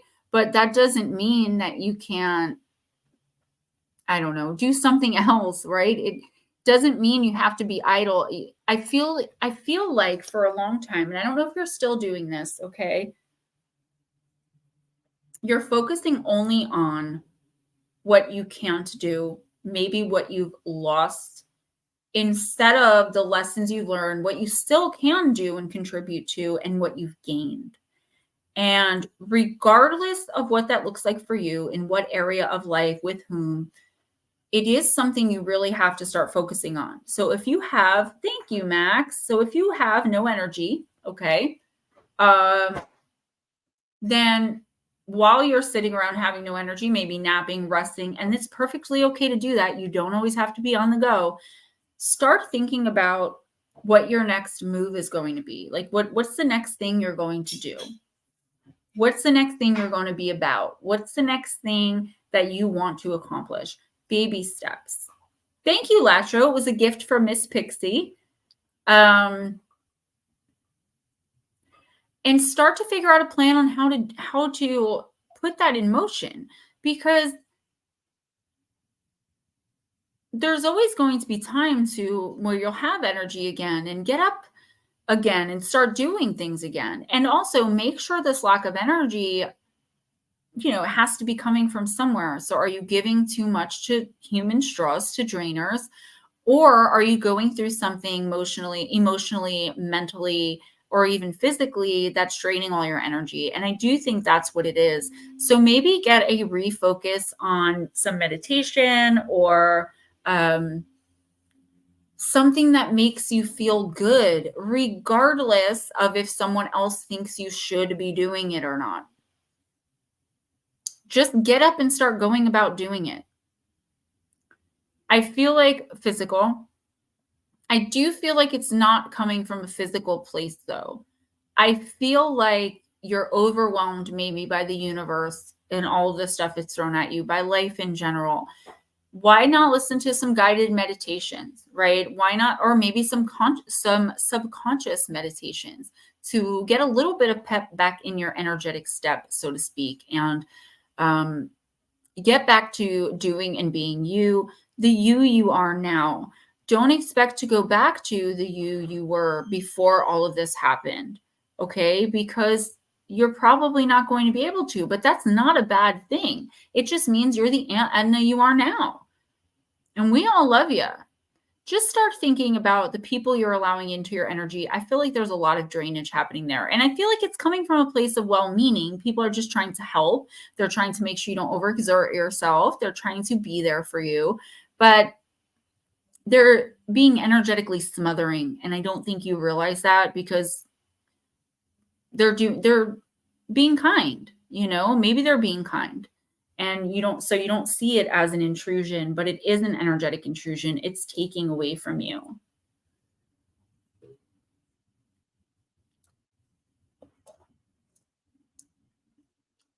Heather Boyko, let us know if you're here, hon. Who's next? Melissa's going to be next. Melissa Nicole.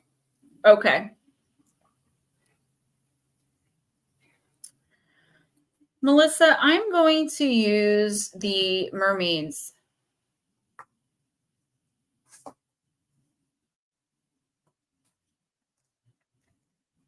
You're welcome, Aunt Edna.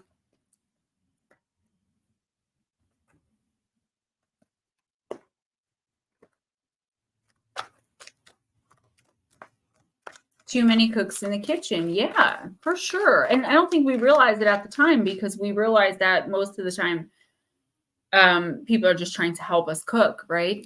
But in actuality, they're kind of stepping on our toes, getting in the way, spilling things, over seasoning our food. You got to think in that terms too. And who's in there because they want to wreck the dish? You know what I'm saying? It's hard for empaths and light workers to think that way because we're always doing things for a positive reason. And we don't realize that not a lot of people are, especially these days. Backseat drivers. There's too many drivers in your backseat. Hey, New Englander Roadie.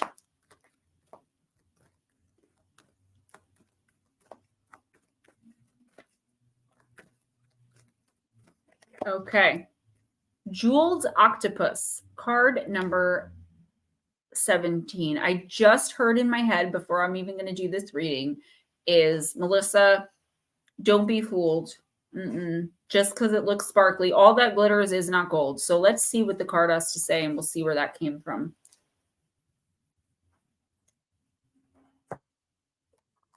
In 15 minutes, I'm going to go check the TV for my mom, and then we'll finish up our stream in the last hour, hour and a half. Card number 17.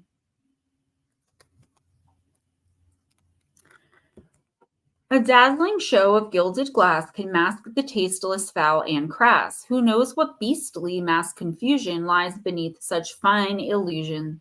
This glitzy, opulent charade, a glib attempt at masquerade, has fooled a wiser girl than me and left her swimming, lost at sea. Why hope for anything but lies from him, the master of disguise? A pretty girl shows her attraction to an octopus clearly drawn in by the gold, jewels, and colorful gemstones dripping from his limber frame. So mesmerizing in his costume, she is oblivious to what's lying beneath the surface. Be careful, my friend. Not everyone here is as they seem. Not all that glitters is gold. I swear I didn't know that was going to be in here. Nor is every bright bauble the priceless treasure it first appears. You may have recently encountered someone charming whose flashy facade draws people in, but remember, that's all it is. It's just a facade.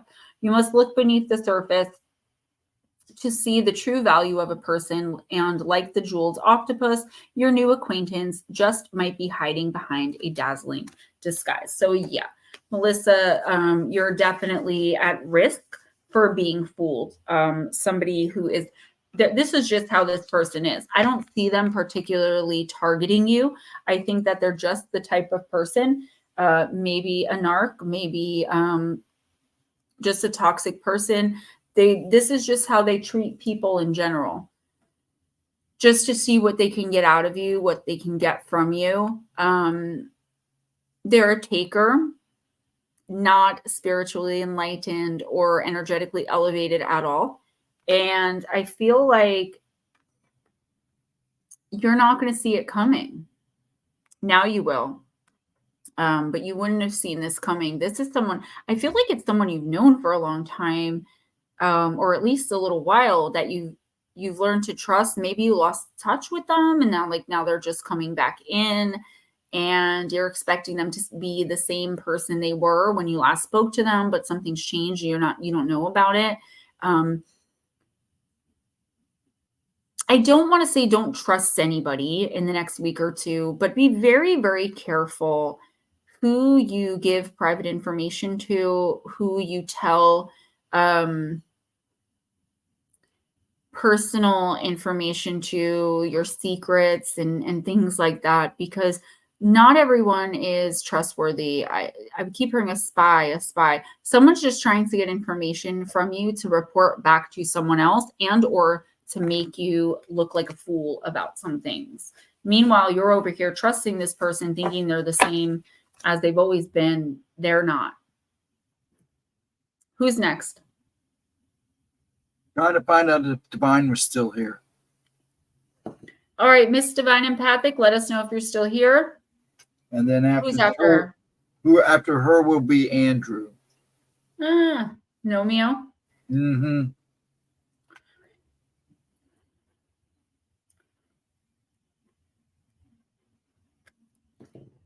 Nomeo, I'm going to use Oracle of the Universe.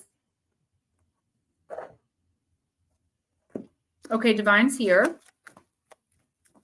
This is Nomeo, and we'll do Divine next. Oh, love you too, sweetheart. You're so welcome. Thank you.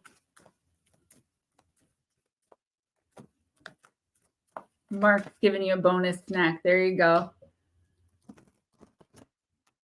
Thank you, Miss Heather. It was a gift from Miss Pixie.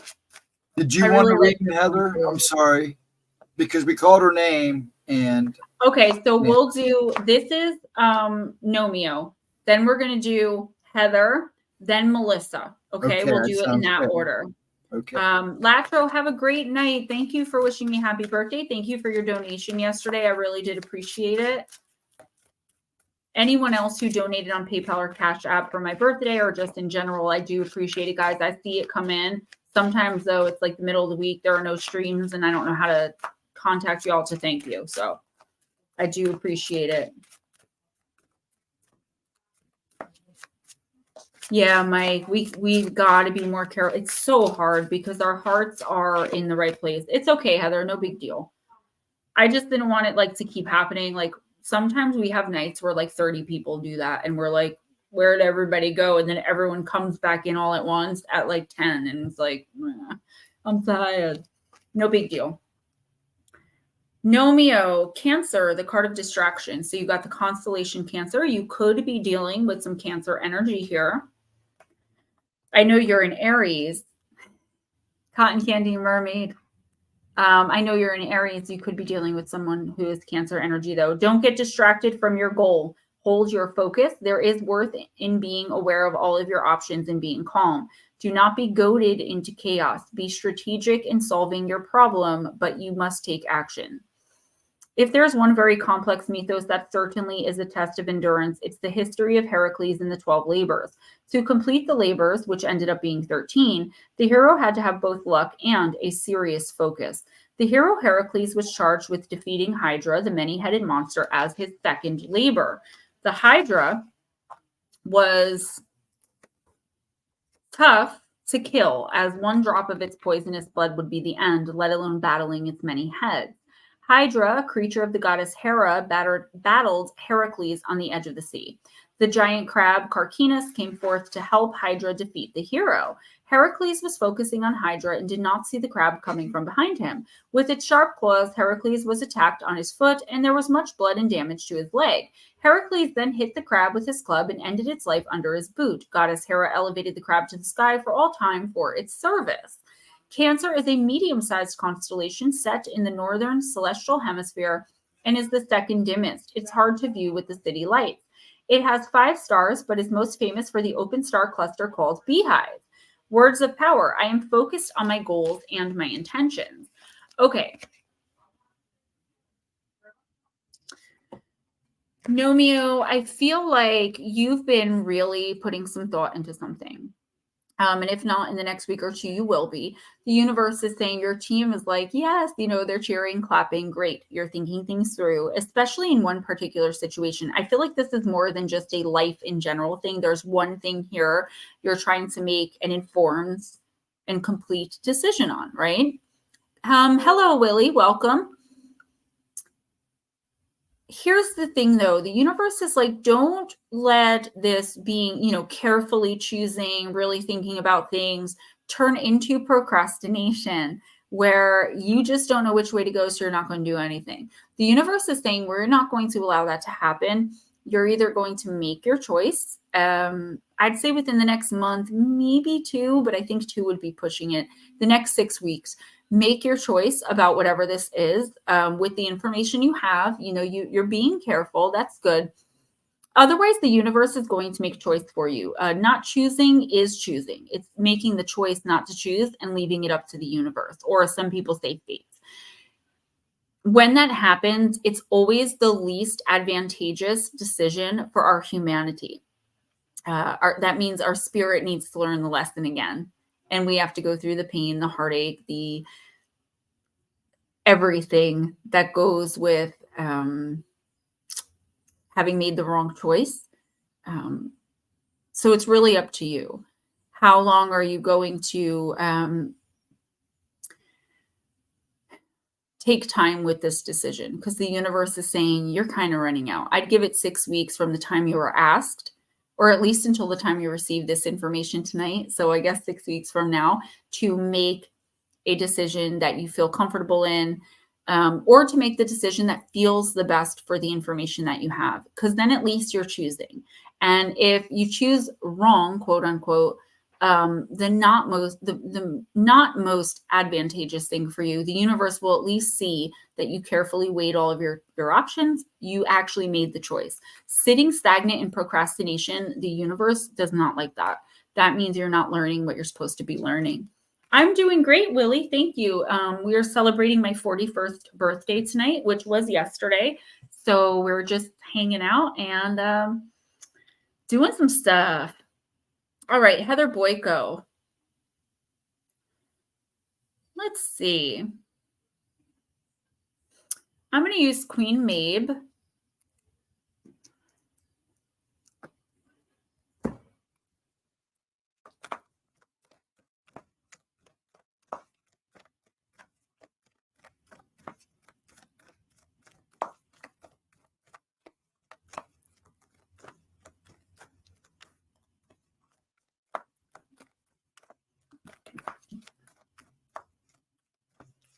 I meant to ask, are you doing one for Casey tonight too? It depends what time it is. Okay. Depends what time we end, how tired I am.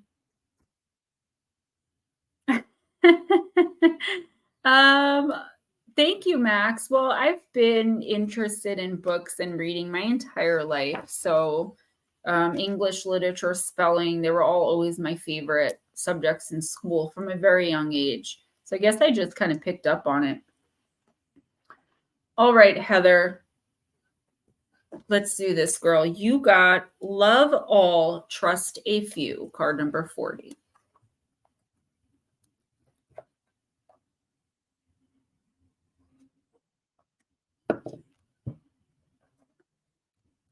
Refuse to be controlling or to be controlled. After this reading, I'm just going to switch the TV for Mom, and I'll be right back. If you mistake universal love for unquestioning trust, there will surely be those who will happily take advantage of your confusion of the two. Actually, I'll do Melissa's too. You can tune into the eternal nature of a soul, one's inherent beauty and worthiness, without agreeing to go along with everything someone asks, assumes, or appears to require. It does make sense to love everyone unconditionally if you can manage it. At the same time, you need not let everyone into your inner circle of trust. Some people you will want to keep at a distance, still others you may want to bar from your life completely. This is not a perfect science. No two people are alike. Every relationship is a negotiation of power and an exploration of what feels right and safe to you at this particular time. The older you get, the more experience and wisdom you'll gain. But as long as you interact with others, you'll not be immune from the attentions of those who will seek to dominate, manipulate, and control. There may also be times when you are the manipulative party, the abuser, the narcissist, or the boundary crosser. If you find yourself dismissing the previous statement outright, stop and read it again. Ask yourself, have I received that feedback lately? As the wise bard wrote, love all, trust a few, and do wrong to none. Admitting mistakes makes you stronger, not weaker. Desperately clinging to a vision of yourself as right or perfect is like quicksand, pulling you further and further from honest connection and personal evolution. And even though the same is true for others, mistakes or weaknesses do not condemn a person or deem them eternally unworthy of love. This doesn't mean you must give your precious time and attention to anyone and everyone who asks for it either. Protect your energy by following the humble and intuitive voice within. Enforce the boundaries that feel right to you, whether those boundaries will serve to modify a relationship or end it entirely. Love all, send your love out universally, but trust no more than a few people and harm no one. Honestly, examine your own behavior and even question your own, perhaps overly flattering self-image when appropriate. Don't hesitate to amend or permanently terminate any relationship you choose. You don't need to defend or explain your choices. The fact that you have chosen is going to be enough. So, yeah, okay. Heather, there's a lot here. So let's start with the fact that you are autonomous, right? You're in control of your own self. You're an adult. You're an illegal adult. That means you can make your own decisions. You don't have to answer to anybody. If you're answering to someone, even if you feel like you absolutely have to, or else, whatever, you're still choosing to do that. And that's not an indictment or a judgment or saying that in a mean way. It just says, like, if you feel controlled, manipulated by another human being, you have to look deep inside and ask yourself why they were able to get that, foothold or foot in the door to begin with. And also, how can you move away from this energy? I don't ever say, well, just leave. I know that that's not, hardly ever is that immediately always possible. The next thing I want to say is don't let someone make you feel like you're 100% the problem. So I was talking to someone the other day and they were telling me, yeah, I feel like my significant other hates me. She's always mad with me. Nothing I do ever seems to please her. And if I can't give her something she wants, she throws an adult tantrum, and I feel bad because I'm upsetting her. I'm obviously the cause of this. And I was like, no. No. We can cause other people to feel things by our behaviors, whether we intend to or not. So we can make someone angry. We can make someone feel jealous. We can make someone feel sad or whatever, or happy even. What that person does with that energy, so how they react and respond in that jealousy, in that anger, in that happiness, that's on them. You are not in control of anyone else's behaviors. Yes, okay. Maybe you hurt someone's feelings because you weren't thinking and said something a little harsh. That person doesn't have the right then to punch you in the face. You didn't cause them to punch you in the face, right? Just as an example. No, you caused them to feel upset about something and they chose to take that next action. That is a choice. Whereas they could have just easily said, man, that kind of hurt, or talk to you about it like a grown-up. I feel like there is someone who is someone is putting every bad thing they're doing, saying, thinking, feeling, trying to put it on you. No. We're all responsible for our own actions, reactions, and responses, for better or for worse. So I don't know why I'm being told to tell you. You need to know that. And you also need to really think about that until you understand that it is absolutely true, especially in the next week or two. No more taking on this nonsense of everything someone else does is my fault. It reminds me of like the abusive relationship, right? I'm not saying you have one. I'm just saying this is an example where, say, the guy hits the woman and is like, well, if you weren't flirting with that other guy, I wouldn't have had to do that. Really? You wouldn't have had to do that? Like, what do you even, are we 5? We can't, we're not adults. We never learned how to regulate. And the fact of the matter is, if someone is putting all this kind of stuff on you, you really should rethink and reconsider the relationship and getting as far away from it as possible in however much time you need to do so. All right. And obviously, and I say this to all of you, if any of you are in any kind of physically abusive situation anywhere, get help and get out as soon as you can so you don't end up another statistic. I'm not a doctor or a therapist of any kind, but I can give you information based on the cards and what your team tells me. He's still awake, so I'm going to give it a few more minutes before I do that. But you're going to do empathic next or divine? You're going to do divine next? Yeah, then I got to read for Melissa, right? I thought you already did, Melissa. Oh, I did. I'm sorry. Yes. It's okay. It's right. okay. It's okay. You're distracted. It's all good. I'm like, what's going on? You're I'm fine. so You're confused. fine. So divine empathic, yes. Yes. Divine girl, I want to use celebrity spirit. I may have used this for you last week. I don't remember, but I want to use it again. So that's so funny. The Bat Mom, for the second time ever in like 10 years, or at least the 6 I've had this phone number. I went out to my birthday lunch to Olive Garden with my mom and RJ today, and I actually left my phone at my mom's house. I never do that. Good night, Blue. Love ya. You're welcome, Heather.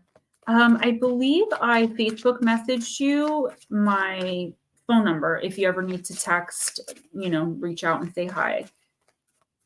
No, Divine Empathic. I was just confused because I knew I had you and someone else to read for, but I forgot that I had read for Melissa already.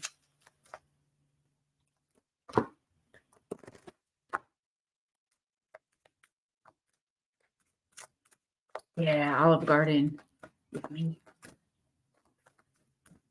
My mom was going to take me to Red Lobster because I love Red Lobster. But this time I was like, you know what? Ever since we went to Para Unity and me, you, my mom, and my sister went, I hate Alfredo sauce. Like, I do not like it. I hate it. When we went to Olive Garden at Para Unity, I got the tour of Italy, which is the 3 dishes. And I usually leave the Alfredo sitting on the plate. I decided for some reason, like I was talking and I wasn't paying attention. I just took some fettuccine, put it in, and I was like, oh my God, this was Alfredo from Olive Garden. So I went and I got the whole bowl of it today. And I'm actually going to eat it after stream now that I think about it. Raymond, what is up? Pooja, hello. All right. Miss Divine Empathic, you got Princess Grace of Monaco. Believe in your dreams, card number 19. That would be otherwise known as Grace Kelly. So the mission here, lover, caregiver, screen siren, style icon, and matriarch. Grace Patricia Kelly was an American actress who was born on the 12th of November, 1929 and died on 14th of September, 1982 after succumbing to injuries sustained in a traffic collision the previous day in Monaco. She was a Scorpio. She was interested in performing arts from an early age and came from a conservative, close-knit family that initially disapproved of her dreams of becoming an actress. Grace later enrolled in the American Academy of Dramatic Arts in New York. She worked on Broadway and in television, then later went on to star in films, working with director Alfred Hitchcock. She won an Academy Award for Best Actress in The Country Girl and later won the New York Film Critics Circle Award for her performance in Rear Window, Dial M for Murder, and The Country Girl. She also won Golden Globe Award. In 1955 at the Cannes Film Festival, she met the Prince of Monaco, Prince Rainier III. They married a year later with 2 ceremonies, a civil and a religious ceremony. Princess Grace is also remembered for her humanitarian work. I would like to be remembered as a person who did their job well. When Princess Grace came through, she was very graceful but strong. I sensed she was a loyal, disciplined person with impeccable manners. She spoke of the importance of family and the sadness of leaving her children. She commented on Prince Harry and Meghan leaving the royal family, saying it was something she would never do. Princess Grace also talks about her life and the proud moments she experienced, as well as her humanitarian efforts and work. If you have drawn this card, Divine Empathic, you are a natural-born leader and thrive in interactive environments. Sure, you may have learned things the hard way, but you have learned from your efforts to give everything give everything a go as you can accomplish what you want. I got to read that again. I'm sorry. Sure, you may have learned things the hard way, but you have learned from your efforts to give everything a go as you can accomplish what you want when you stick to it. You have the dynamic energy,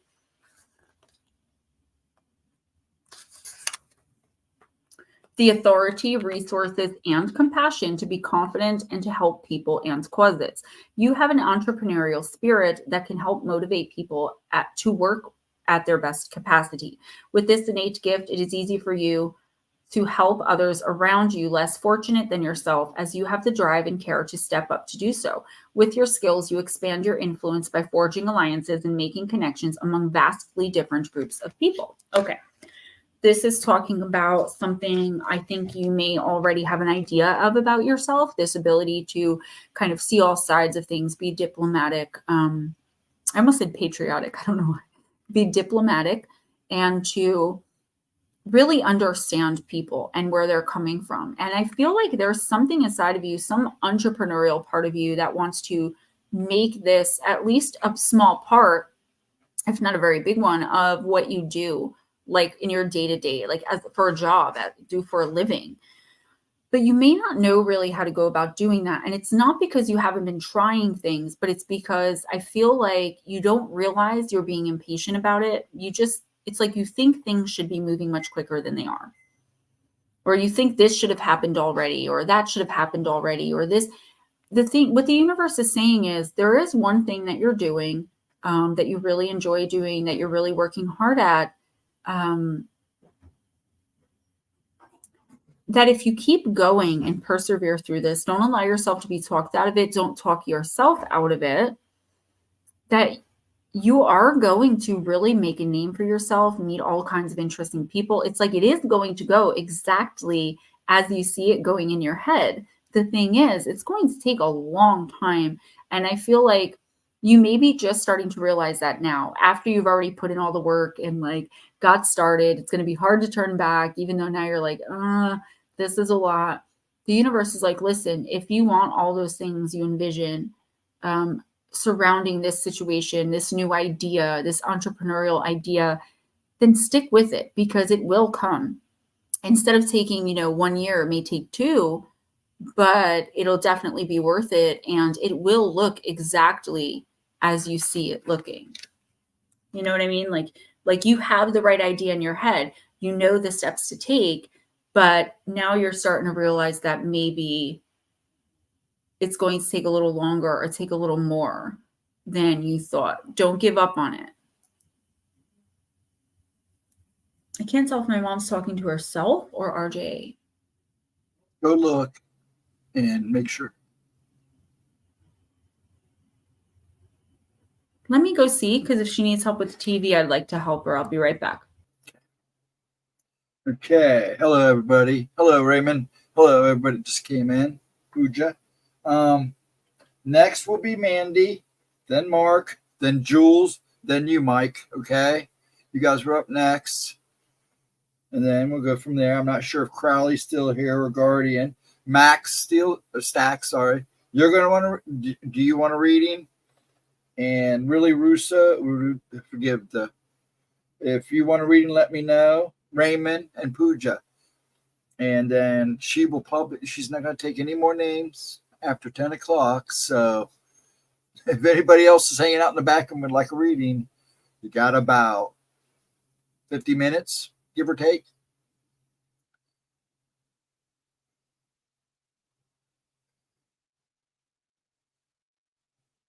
Can't wait for the bad news. Sound like me, huh? Sound like me, Mike. Some interesting news, I would say. I'm so busy dealing with other things. It's been crazy. Almost done. Almost everything's almost put to rest. Probably Tuesday. I hope everybody's having a wonderful Saturday night. I know in the East Coast, it's been raining most of the day. Here, it's been just cloudy and cool. Hopefully the sun will pop out more tomorrow. I like to get Dad out of the house, take him for a drive, get him out, let him run for a little bit. Then I got to come home and catch up on my personal stuff. That's what I do on Sundays. Make sure everything's taken care of on my end.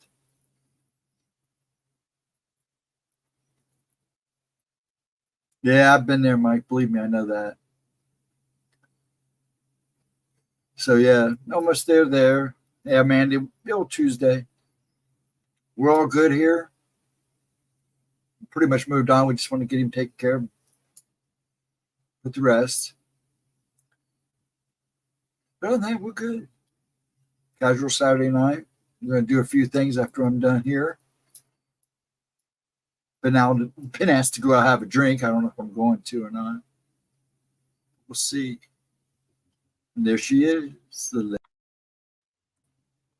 You didn't have to have me come back in. I could have hung out in the background. No, Hey, I'm good. I want to get moving. That's fine. I'm hungry and I'm looking for a shower. She was talking to herself. You want that cake. You want to eat that cake is what you want. No, I want that Alfredo. Oh, okay. See you later, Jim. Thank you so much for coming in. Yes, thank you. I don't know how you didn't end up with a reading. I had him on a list and then he left. I thought he said he didn't want one. Okay. Oh, he didn't. Yeah, he said he didn't want a reading tonight. Okay. I was like, okay. Who's next? Mandy is now. And then after Mandy is Mark, just so you know. Mandy, I'm sorry, I was just answering Mike. I'm not a big drinker, so I doubt if I'll get it's a little late. Mandy, I'm going to use magical dimensions. Oh my God. Thank you, Divine Empathic. Yes, yeah. Don't give up because you can do both for sure. Not everybody can, but you can. The universe is saying it. Like, you've got this. You're on the right path. All right, Miss Mandy. And thank you for being a member. All my members in here. Okay. Emotional freedom, Mandy. Vulnerable expression and flow. Card number 12. Thank you, Miss Divine. Okay.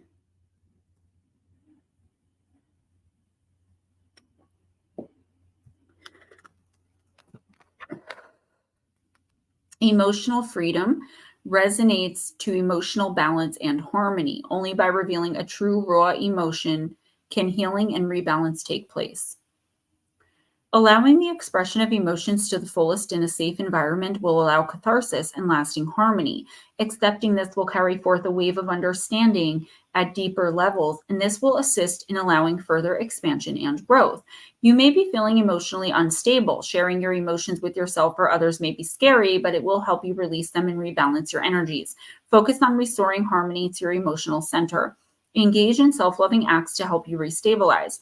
Taking sea salt baths will help detox your emotions. Sometimes being vulnerable and open is for our greatest good for growth. Once we release, our stability is regained. Your crystal companion, blue aragonite and indicolite. And your companion essential oil is blue chamomile, okay? Yes. Thank you, Sir Mark. Miss Mandy, I know you've been through a lot of devastation recently, emotionally. A lot of us have to one degree or another.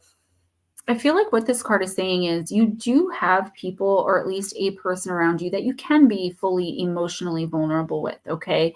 Don't think that just because some people are judgmental and like to indict you and make you feel weird or bad about how you're feeling, that doesn't mean everybody in your orbit is going to do that. The universe is telling you, like, you need to just trust your instincts when it comes to what you share with people, how you open up, or if you open up to people. And because I feel like you're holding a lot in for fear of burdening someone else, or fear of being judged by someone else, or fear that nobody's going to care. That's not the case at all. It's just that you, like most of us, if not all of us in here, at some point or another, and probably a lot, have opened up to the wrong person or the wrong people. And this card is saying you cannot hold all of this in, nor can you take it all, like, let it all out to yourself. There needs to be someone else here that you can bounce ideas off of when you're in this emotionally vulnerable state. So how do you know the difference between who you can trust and who you can't? Well, you know it in your gut, right? The heart is the biggest deceiver, and the mind will overanalyze or rationalize things to the umpteenth degree and then still not come up with a good enough answer. So you're left with your gut. Think carefully about who you communicate certain things with, to, especially when it comes to things you're going through emotionally. But if you feel an instant connection to somebody or instantly connected to a person, even if you've known them for a long time and never felt this way before, and you feel that they're safe to open up to, it will be worth the risk or the chance that you take, even if they turn around to betray you or behave in a way that you didn't expect them to, which isn't likely to happen. But even if it does, it's okay, because this is about emotionally unburdening yourself of these things. And once you do that, your work here is done, right? So don't, in the next week or two specifically, don't just keep burying, compartmentalizing, compartment.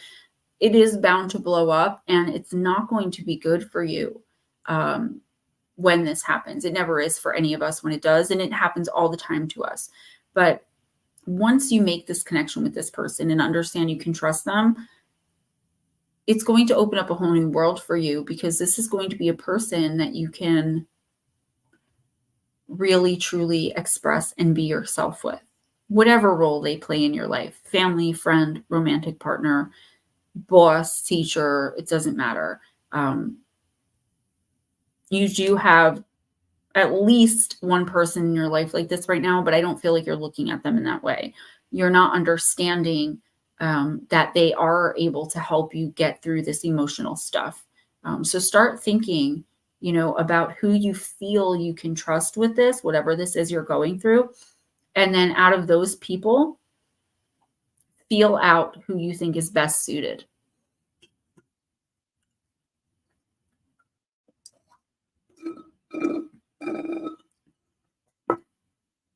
Sorry. Mark is next. Sorry.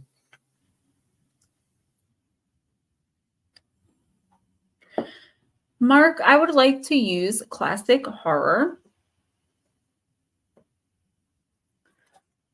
I love this deck. Oh, you're so welcome, sweetie. I know. Thank you, Miss Julie girl. It was yesterday, and but I'll take it. That's why we're celebrating here tonight. I was not able to stream yesterday because at the time of the stream I was on my way to Mom's. So I love you guys so much. You guys made my day so special yesterday, along with my family, and it was just great. Took the sting out of turning 41.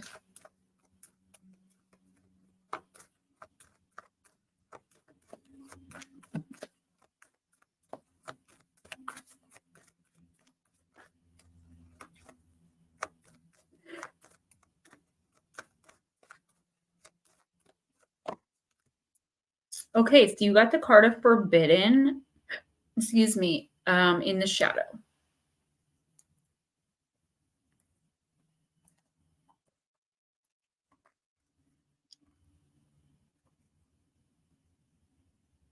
Oh, it was you that I said it before. I said, and somebody sent me this really awesome picture. Yeah, I put it on my Facebook. I loved it.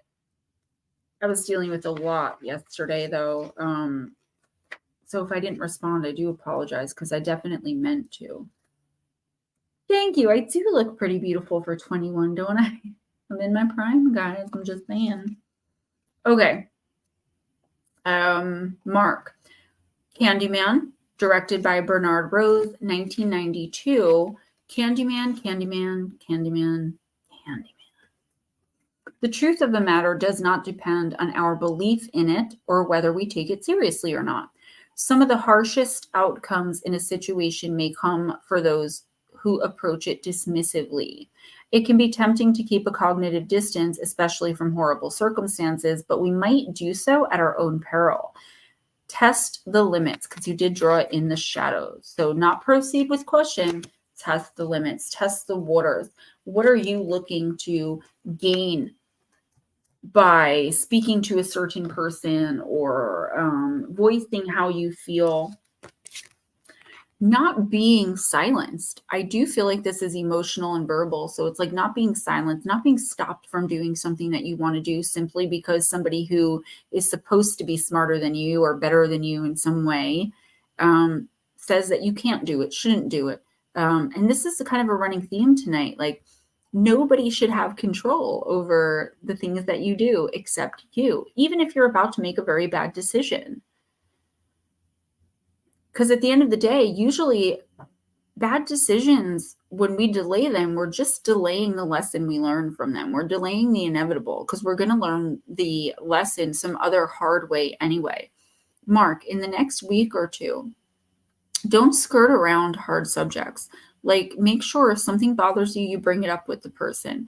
Don't be afraid of how you're going to be perceived, or don't be afraid of, if you're worried that someone's going to look at you sideways because, you said you were upset by something they said, or because you didn't take advice that they tried to give you, or because they told you flat out, don't do that, don't say that, and you did it anyway.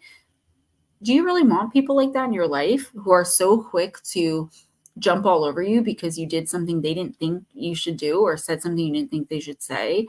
I see a lot of this. Like, don't feel compelled to follow the hive, right? Go and do your own thing. And just because somebody else did the same thing and stopped when they did or where they did, that doesn't mean that you have to stop there. You can keep going until you're satisfied. And this is very vague and very general because it's only one card and I don't know what it's referring to.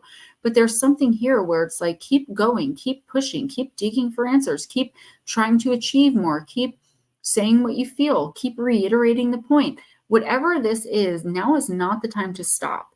It is the time to keep going, keep asking for more, pushing for more, pursuing more. And it could be more than one thing. What you definitely shouldn't be doing is taking orders from people or taking advice that you're not really sure you want to take. That's why it's called advice. You can ask for it, but you don't have to take it, okay?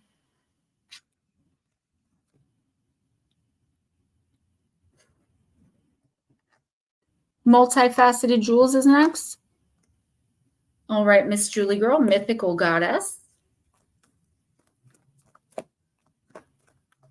Very personal and hit a nerve. Okay.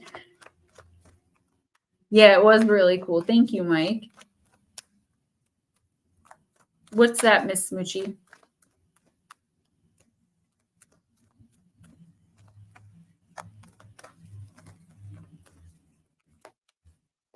Yes, ma'am.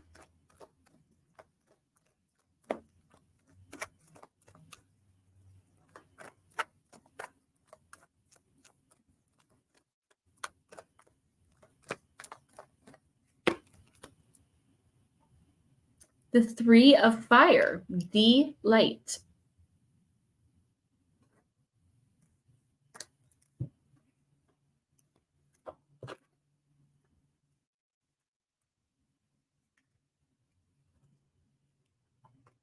Yeah. Mine gets angry when I mention that I'm 5.5 years in recovery and a best-selling author. Okay.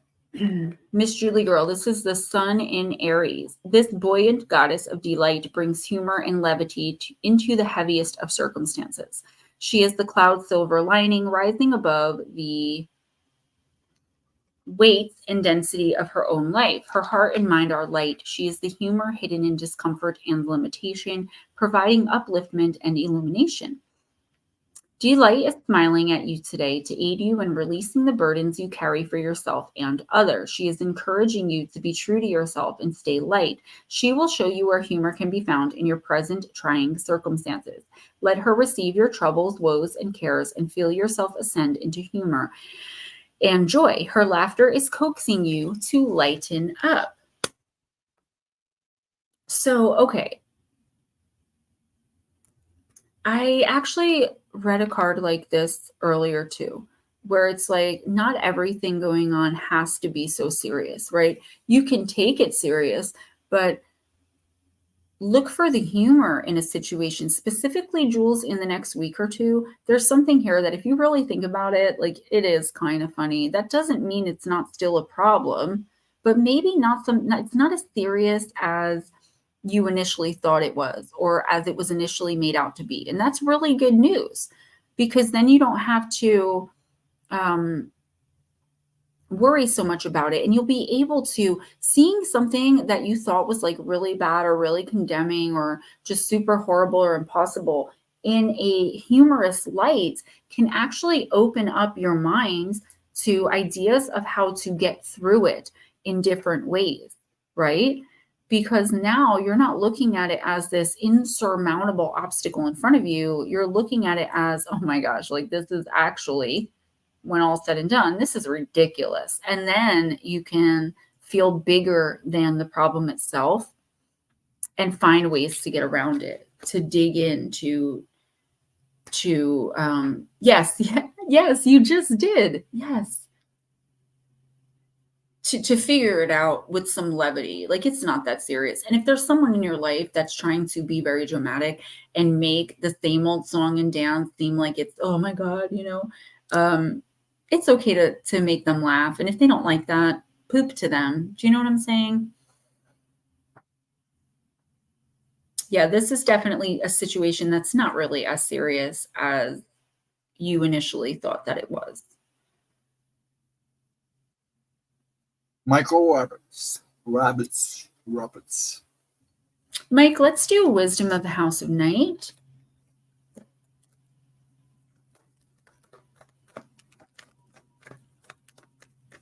I'm ready. I like it.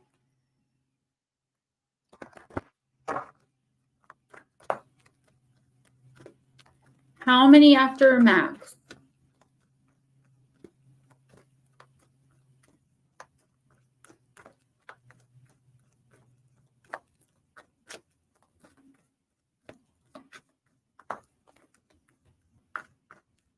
I'm starting to think he's frozen. Oh, okay.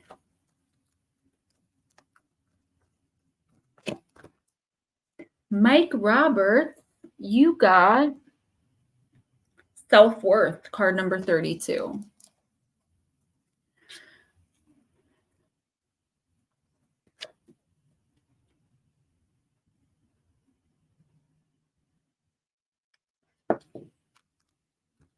When you draw this symbol, you are asked to consider, what value do you place on yourself in your life?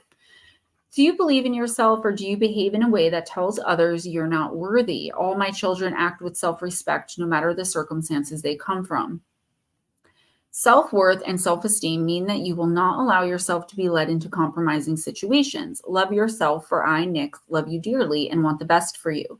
Act as though you are worthy of only the best, and you shall have it. Keep your head high. I'm really sorry to do this, but I just realized why I'm feeling like I'm jumping out of my skin, and I forgot to take my medication. So give me 1 second, and I will be right back.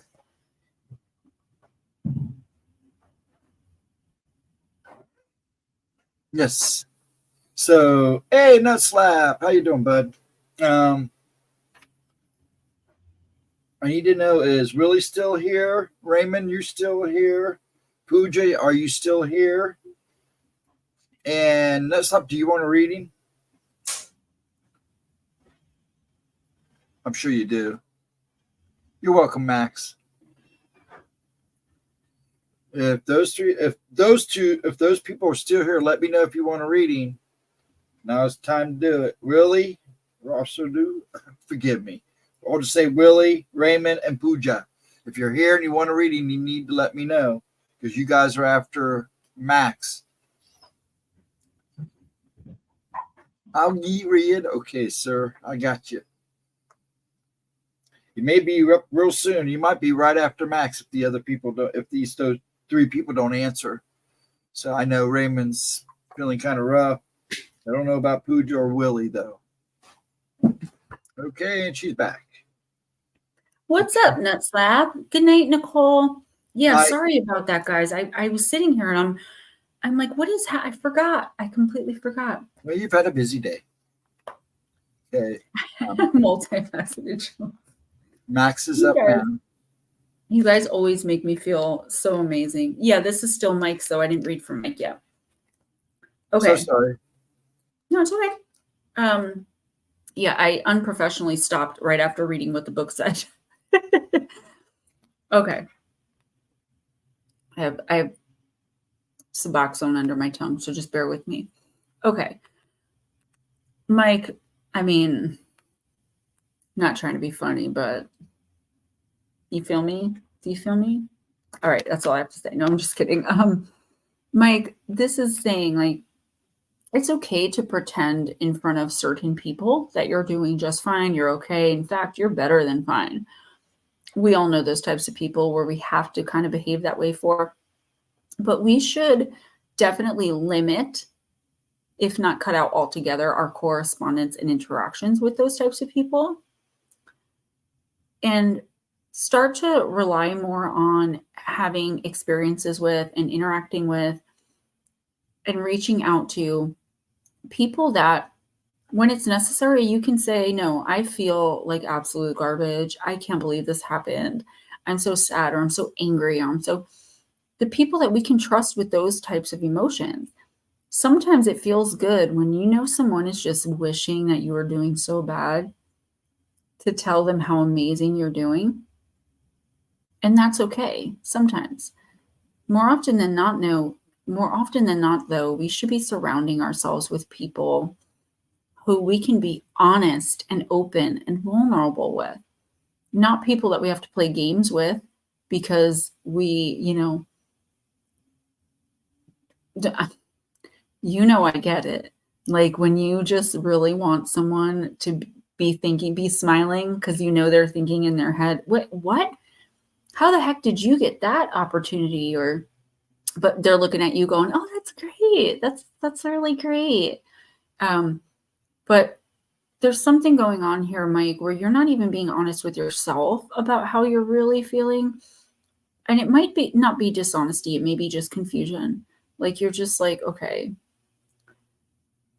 where do I go from here? What do I do now? Why did this happen again?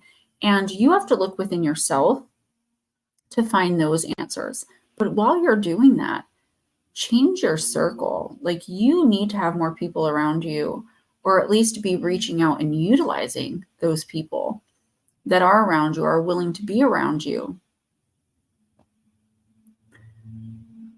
at times when you're not feeling your best, or when you really do need advice from someone who has your best interests at heart, not having the best interest of you failing at their heart. This isn't anything you don't already know, but I feel like in the next week or two, it's really important that you do this because you're about to be like pushed back into the thick of things so that you can prove to the universe you've learned a lesson by relearning it again. If you don't really open up, and you know what, maybe just open up to everybody around you and see what they do with it. See who stays and sees who goes. If you guys, Nutslap and Mike, have the experience that honesty makes people run away, I used to have those experiences too with everyone I came across, then maybe you should be being honest with everybody and seeing who runs away and who stays. And the people that stay are the people maybe you can give a little bit more trust to, and get rid of the rest, like really get rid of them. All right. Who's next? Max Stacks, Raymond, Nutslap. Yep. Those are the last three. Then you're done. Unless somebody comes in before 10 o'clock. Max Stacks, I'm going to use Celebrity Spirit for you as well.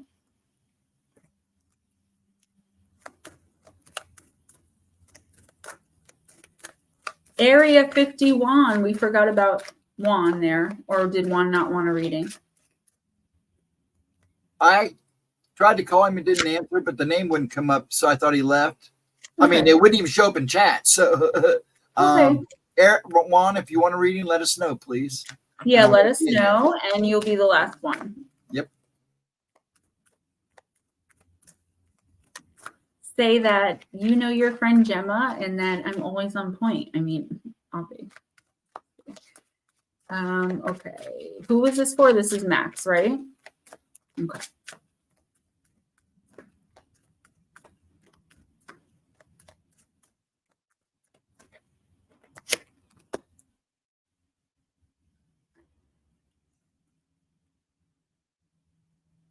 Okay, so I just want to preface this by saying that this is the card I pulled for myself.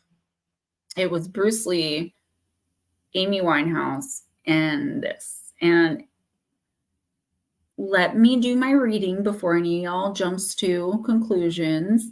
Oh, Max, yes. How could I not have known it was for my number one fan? All right. It's funny. Okay. Because when I pulled her, I was like, that definitely makes sense. But we'll see where this goes. Okay. Card number 24.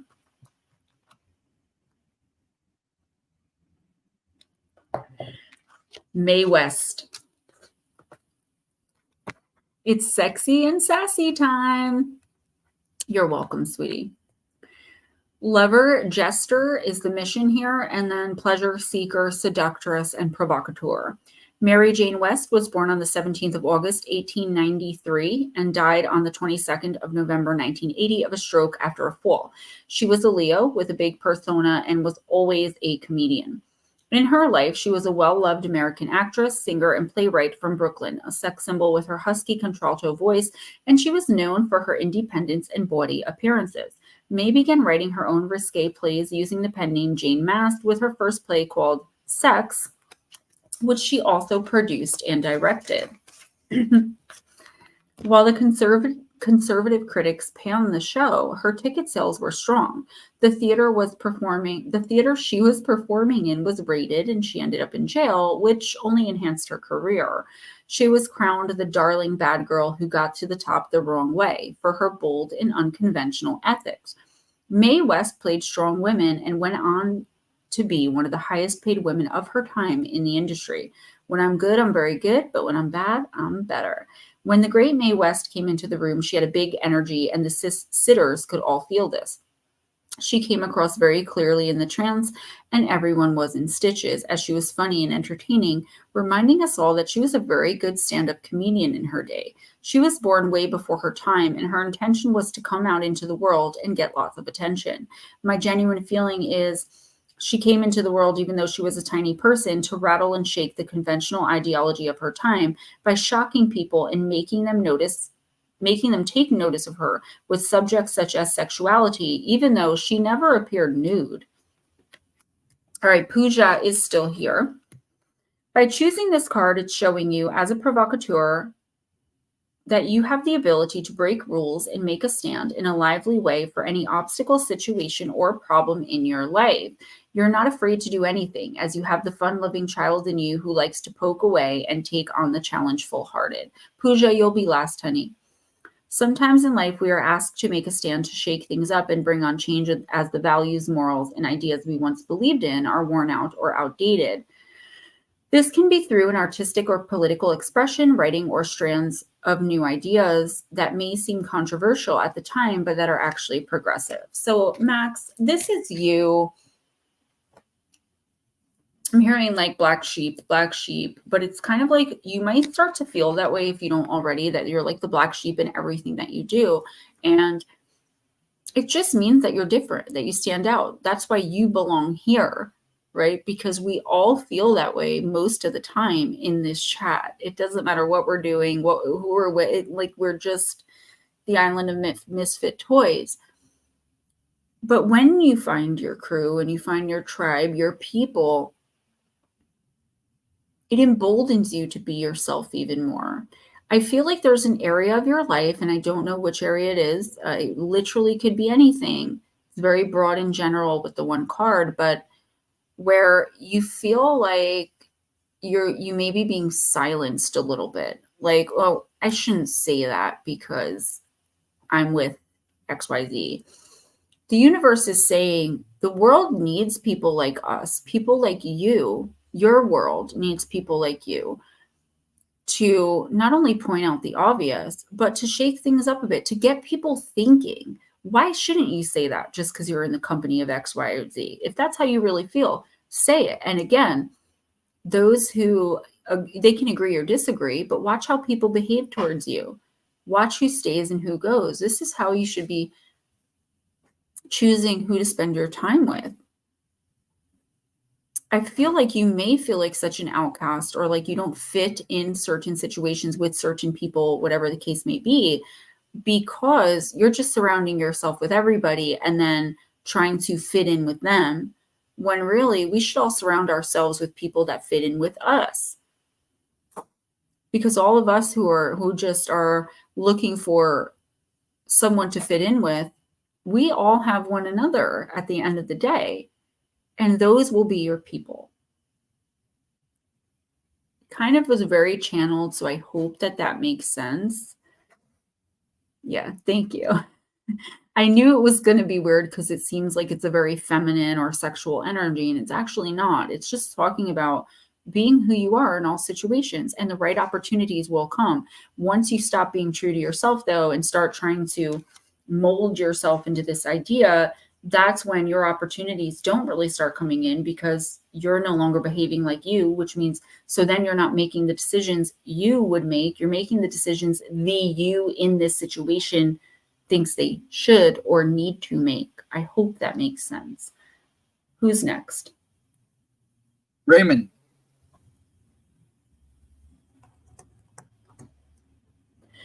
Raymond, we're going for classic horror. You're welcome.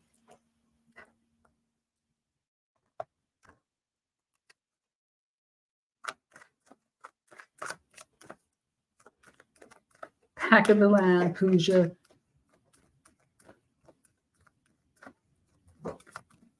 Pooja doesn't mind. That's my girl. I haven't seen you in a while. I hope you're doing well.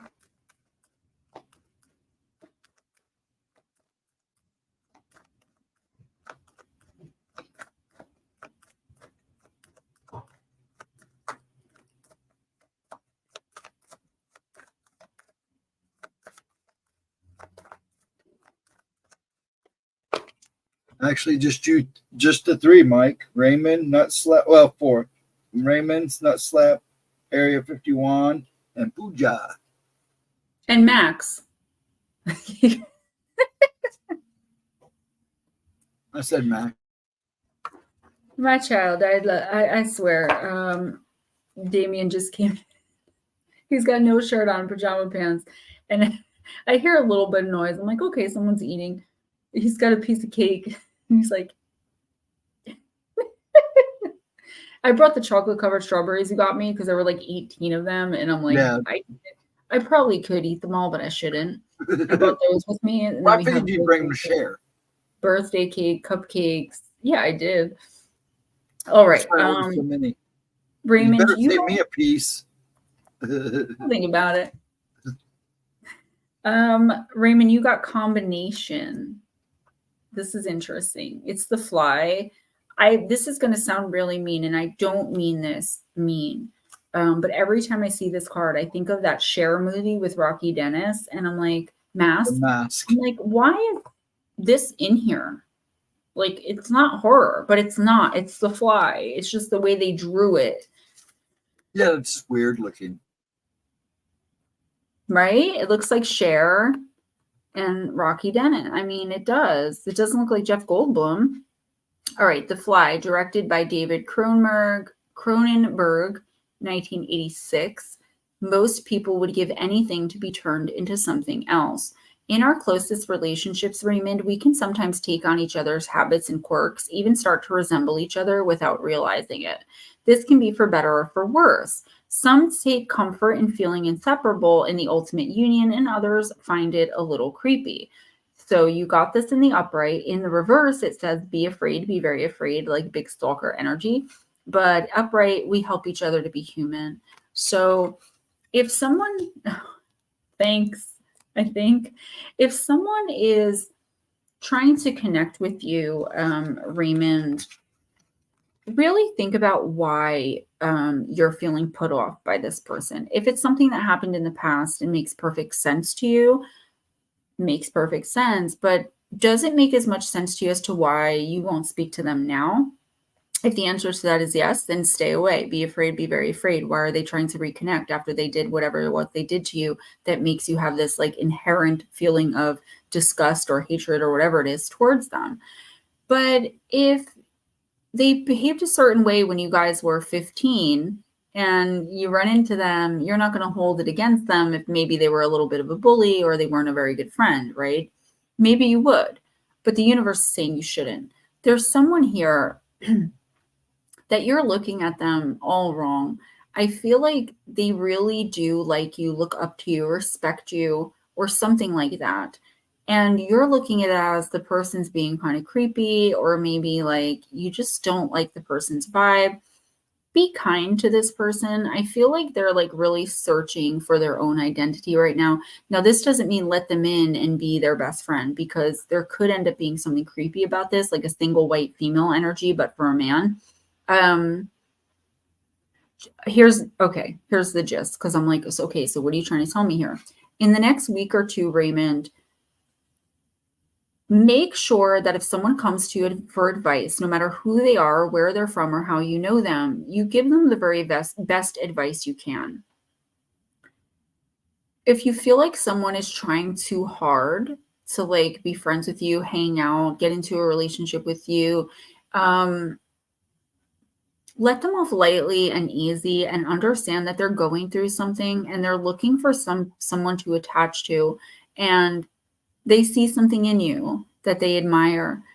Again, still cut them off, still, let them know, like, I don't have time to go out for drinks, or I don't really hang out, whatever you want to tell them. Just be kind to someone in the next week or two, in letting them off, like letting them down easy, giving them good advice, things like that. Even though your initial reaction might be to be like, weirdo. And even us weirdos sometimes think people are very weird. This person is just trying to find their tribe. Their tribe is not you, probably is not you, but just, be kind always, because this person may end up coming back into your life in the future, and you want to make sure that you did right by them. Not in a creepy way, like they're crossing off a list and you're not on the list anymore. I don't remember what that movie was, but it was funny. But just because you may end up needing them for something in the future. And this is true with everybody, right? You don't ever want to run into someone you were unnecessarily mean or really rude to, and then you're like, oh man, I don't want to see that person, how I treated them. I don't know what this means to you. Hopefully it means something. If not, in the next week or two, it will. You're going to get that creeped out feeling from somebody. Billy Madison, yeah. Steve Buscemi, he's putting on the lipstick. All right, who's next? That's Hey, Miss Shelley. All right, Nut Slap. All right, let's do the Oracle of the Radiant Sun.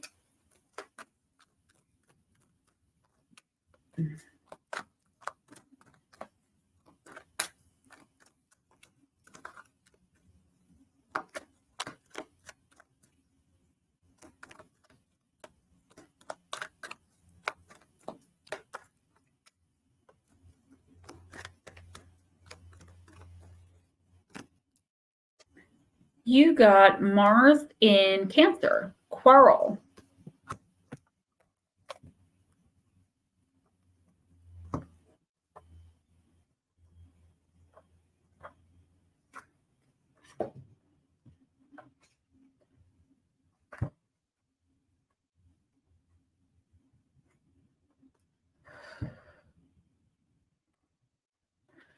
Okay, come on.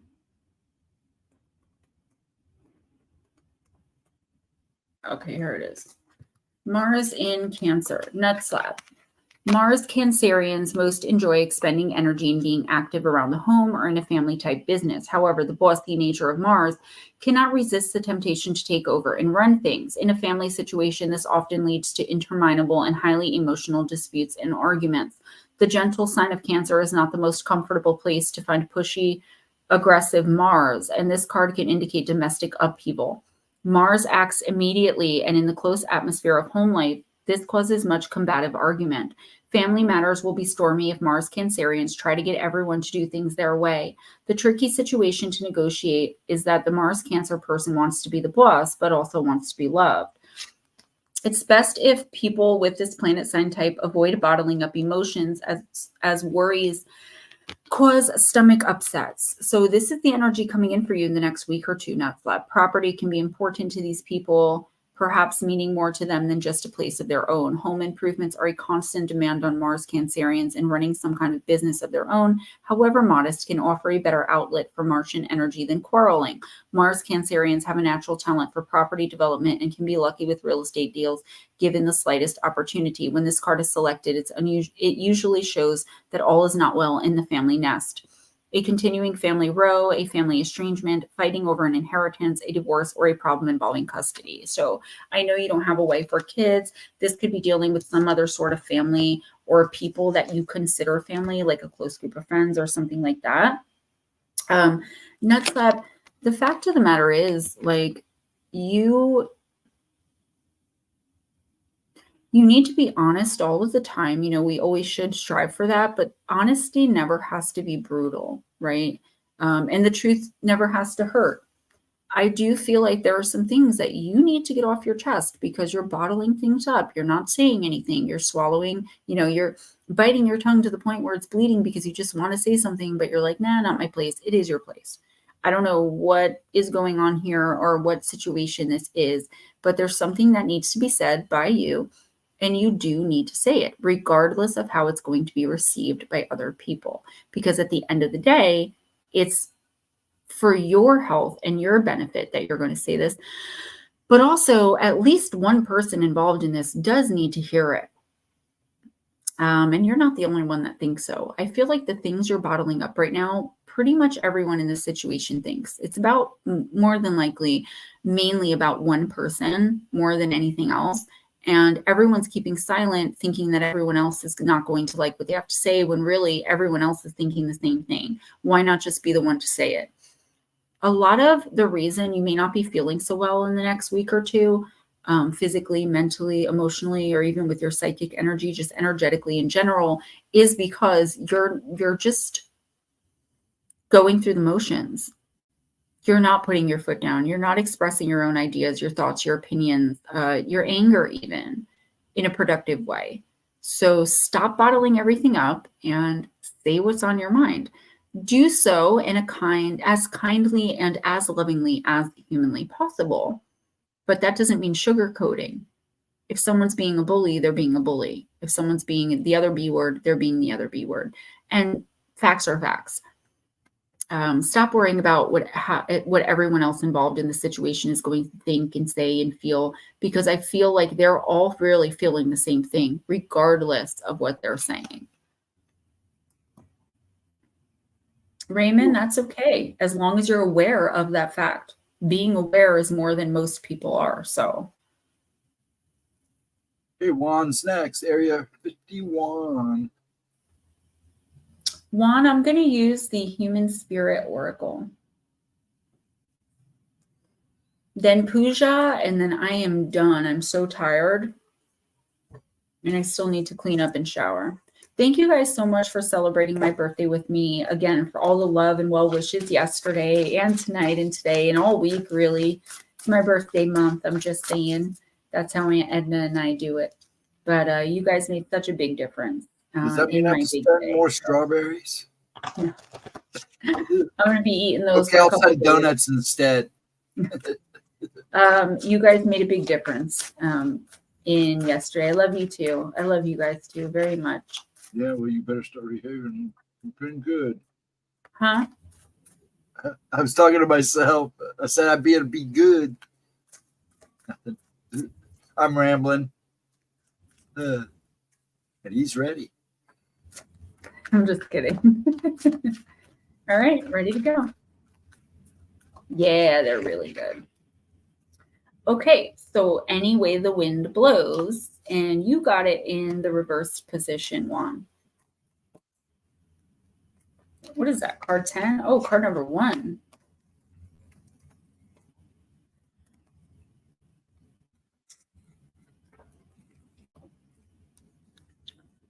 Oh, well, look at you, just like a feather blowing all over the place.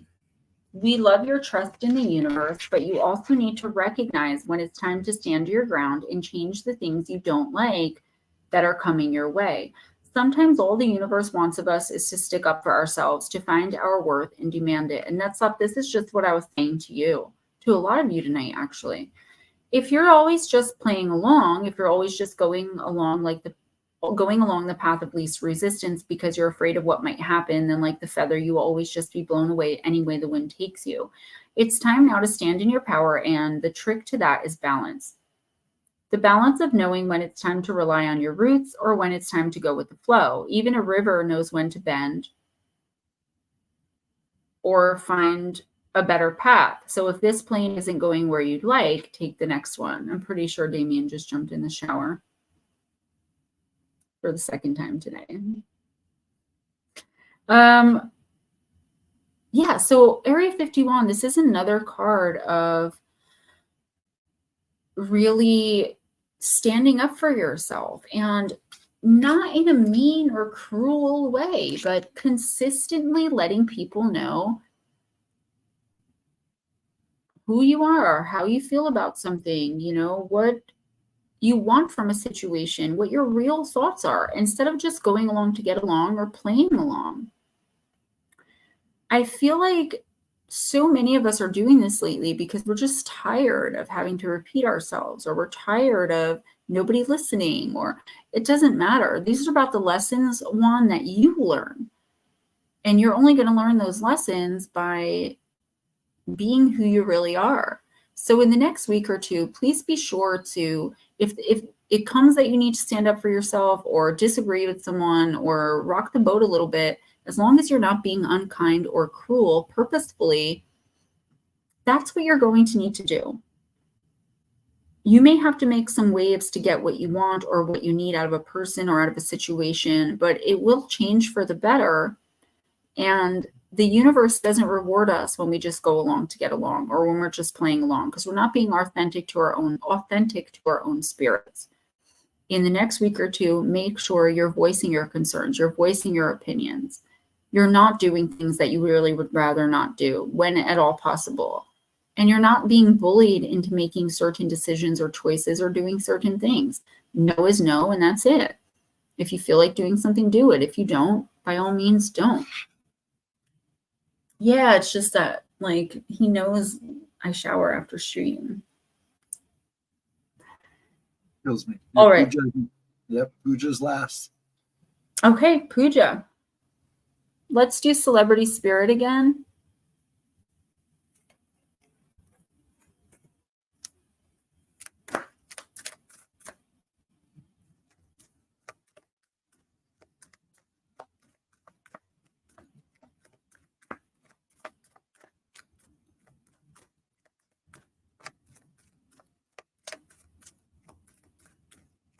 Good night, everybody. I love you all so much.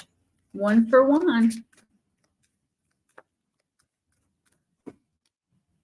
Marilyn Monroe, Know Yourself. Card number 17. Pooja, this for you. Her mission, her official mission was lover, but we also have love goddess, sensualist, and sophisticate. Norma Jean Mortensen, aka Marilyn Monroe, was born in Los Angeles on the 1st of June, 1926, and died on the 4th of August, 1962, of suspected unaliving of herself. That is not what happened at all. She was a Gemini. In her career, she was an American actress, model, and singer. She was famous for her comedic blonde bombshell characters, and she became one of the most popular sex symbols of the 50s and early 60s.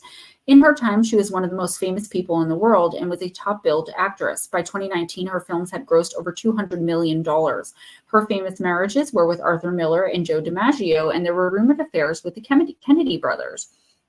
We all remember her sultry birthday tribute and song, Happy Birthday, Mr. President, which was her last hurrah before her sudden death. Her most well-known movies include Gentlemen Prefer Blondes, The 7-Year Itch, which is my all-time favorite Monroe movie, and Some Like It Hot. Unfortunately, due to being a sensitive soul, her long-standing emotional problems were exacerbated by disappointments in both her career and personal life.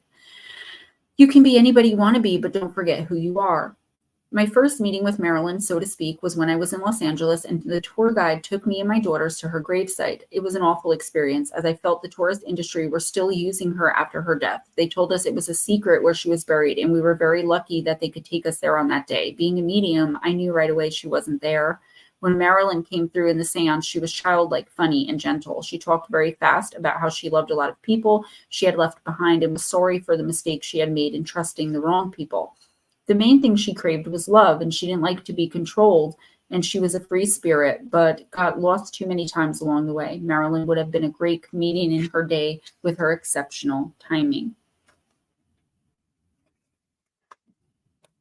When you draw this card, you're being shown you're a powerful character and have the ability to be able to win your way through by your natural charms and inner beauty. You can create better outcomes for anything or anyone you put your mind to. When needed, you can charm your way in any situation with guile, tact, and diplomacy, enchanting the people around you if need be to reach your purpose. A bit of charm in any given situation can take you a long way. The oldest religious tradition on earth may well be goddess worship, with some archaeologists tracing back further than 30,000 years. It was certainly natural to worship the archetype of woman as the source of all life, especially in the age before male warriors replaced her with their combative god skills. This is now the time for you to show the world the power of the goddess within you. Pooja, I feel like you're allowing a lot of other people. Yeah, this is the last one, Hilton. A lot of other people and things to make your decisions for you, even if you don't really think you are. Even if you're not going up to people and saying, make my decisions for me, you're allowing a lot of other people and things to influence the decisions you're making, and it's not working out for you. You need to, in the next week or two, make sure that you and you alone are making your own choices. Even if you're not sure if you're making the right choice or the wrong choice, it's better than making no choice, and it's better than handing total control over to anything or anyone, including to the universe. Okay? Pooja, if you want to have all of the things that you're looking forward to having, that you're trying to gain and earn and achieve in your life, then you have to be willing to be responsible for your own decision making. Even if that means standing up to a bully, I don't know what that means, or saying no more often, or saying, I don't agree with that. At the end of the day, you don't have to explain your decisions to anybody. They're your decisions. They're what you think is best for your life, or what you know isn't best for your life, but you want to try anyway.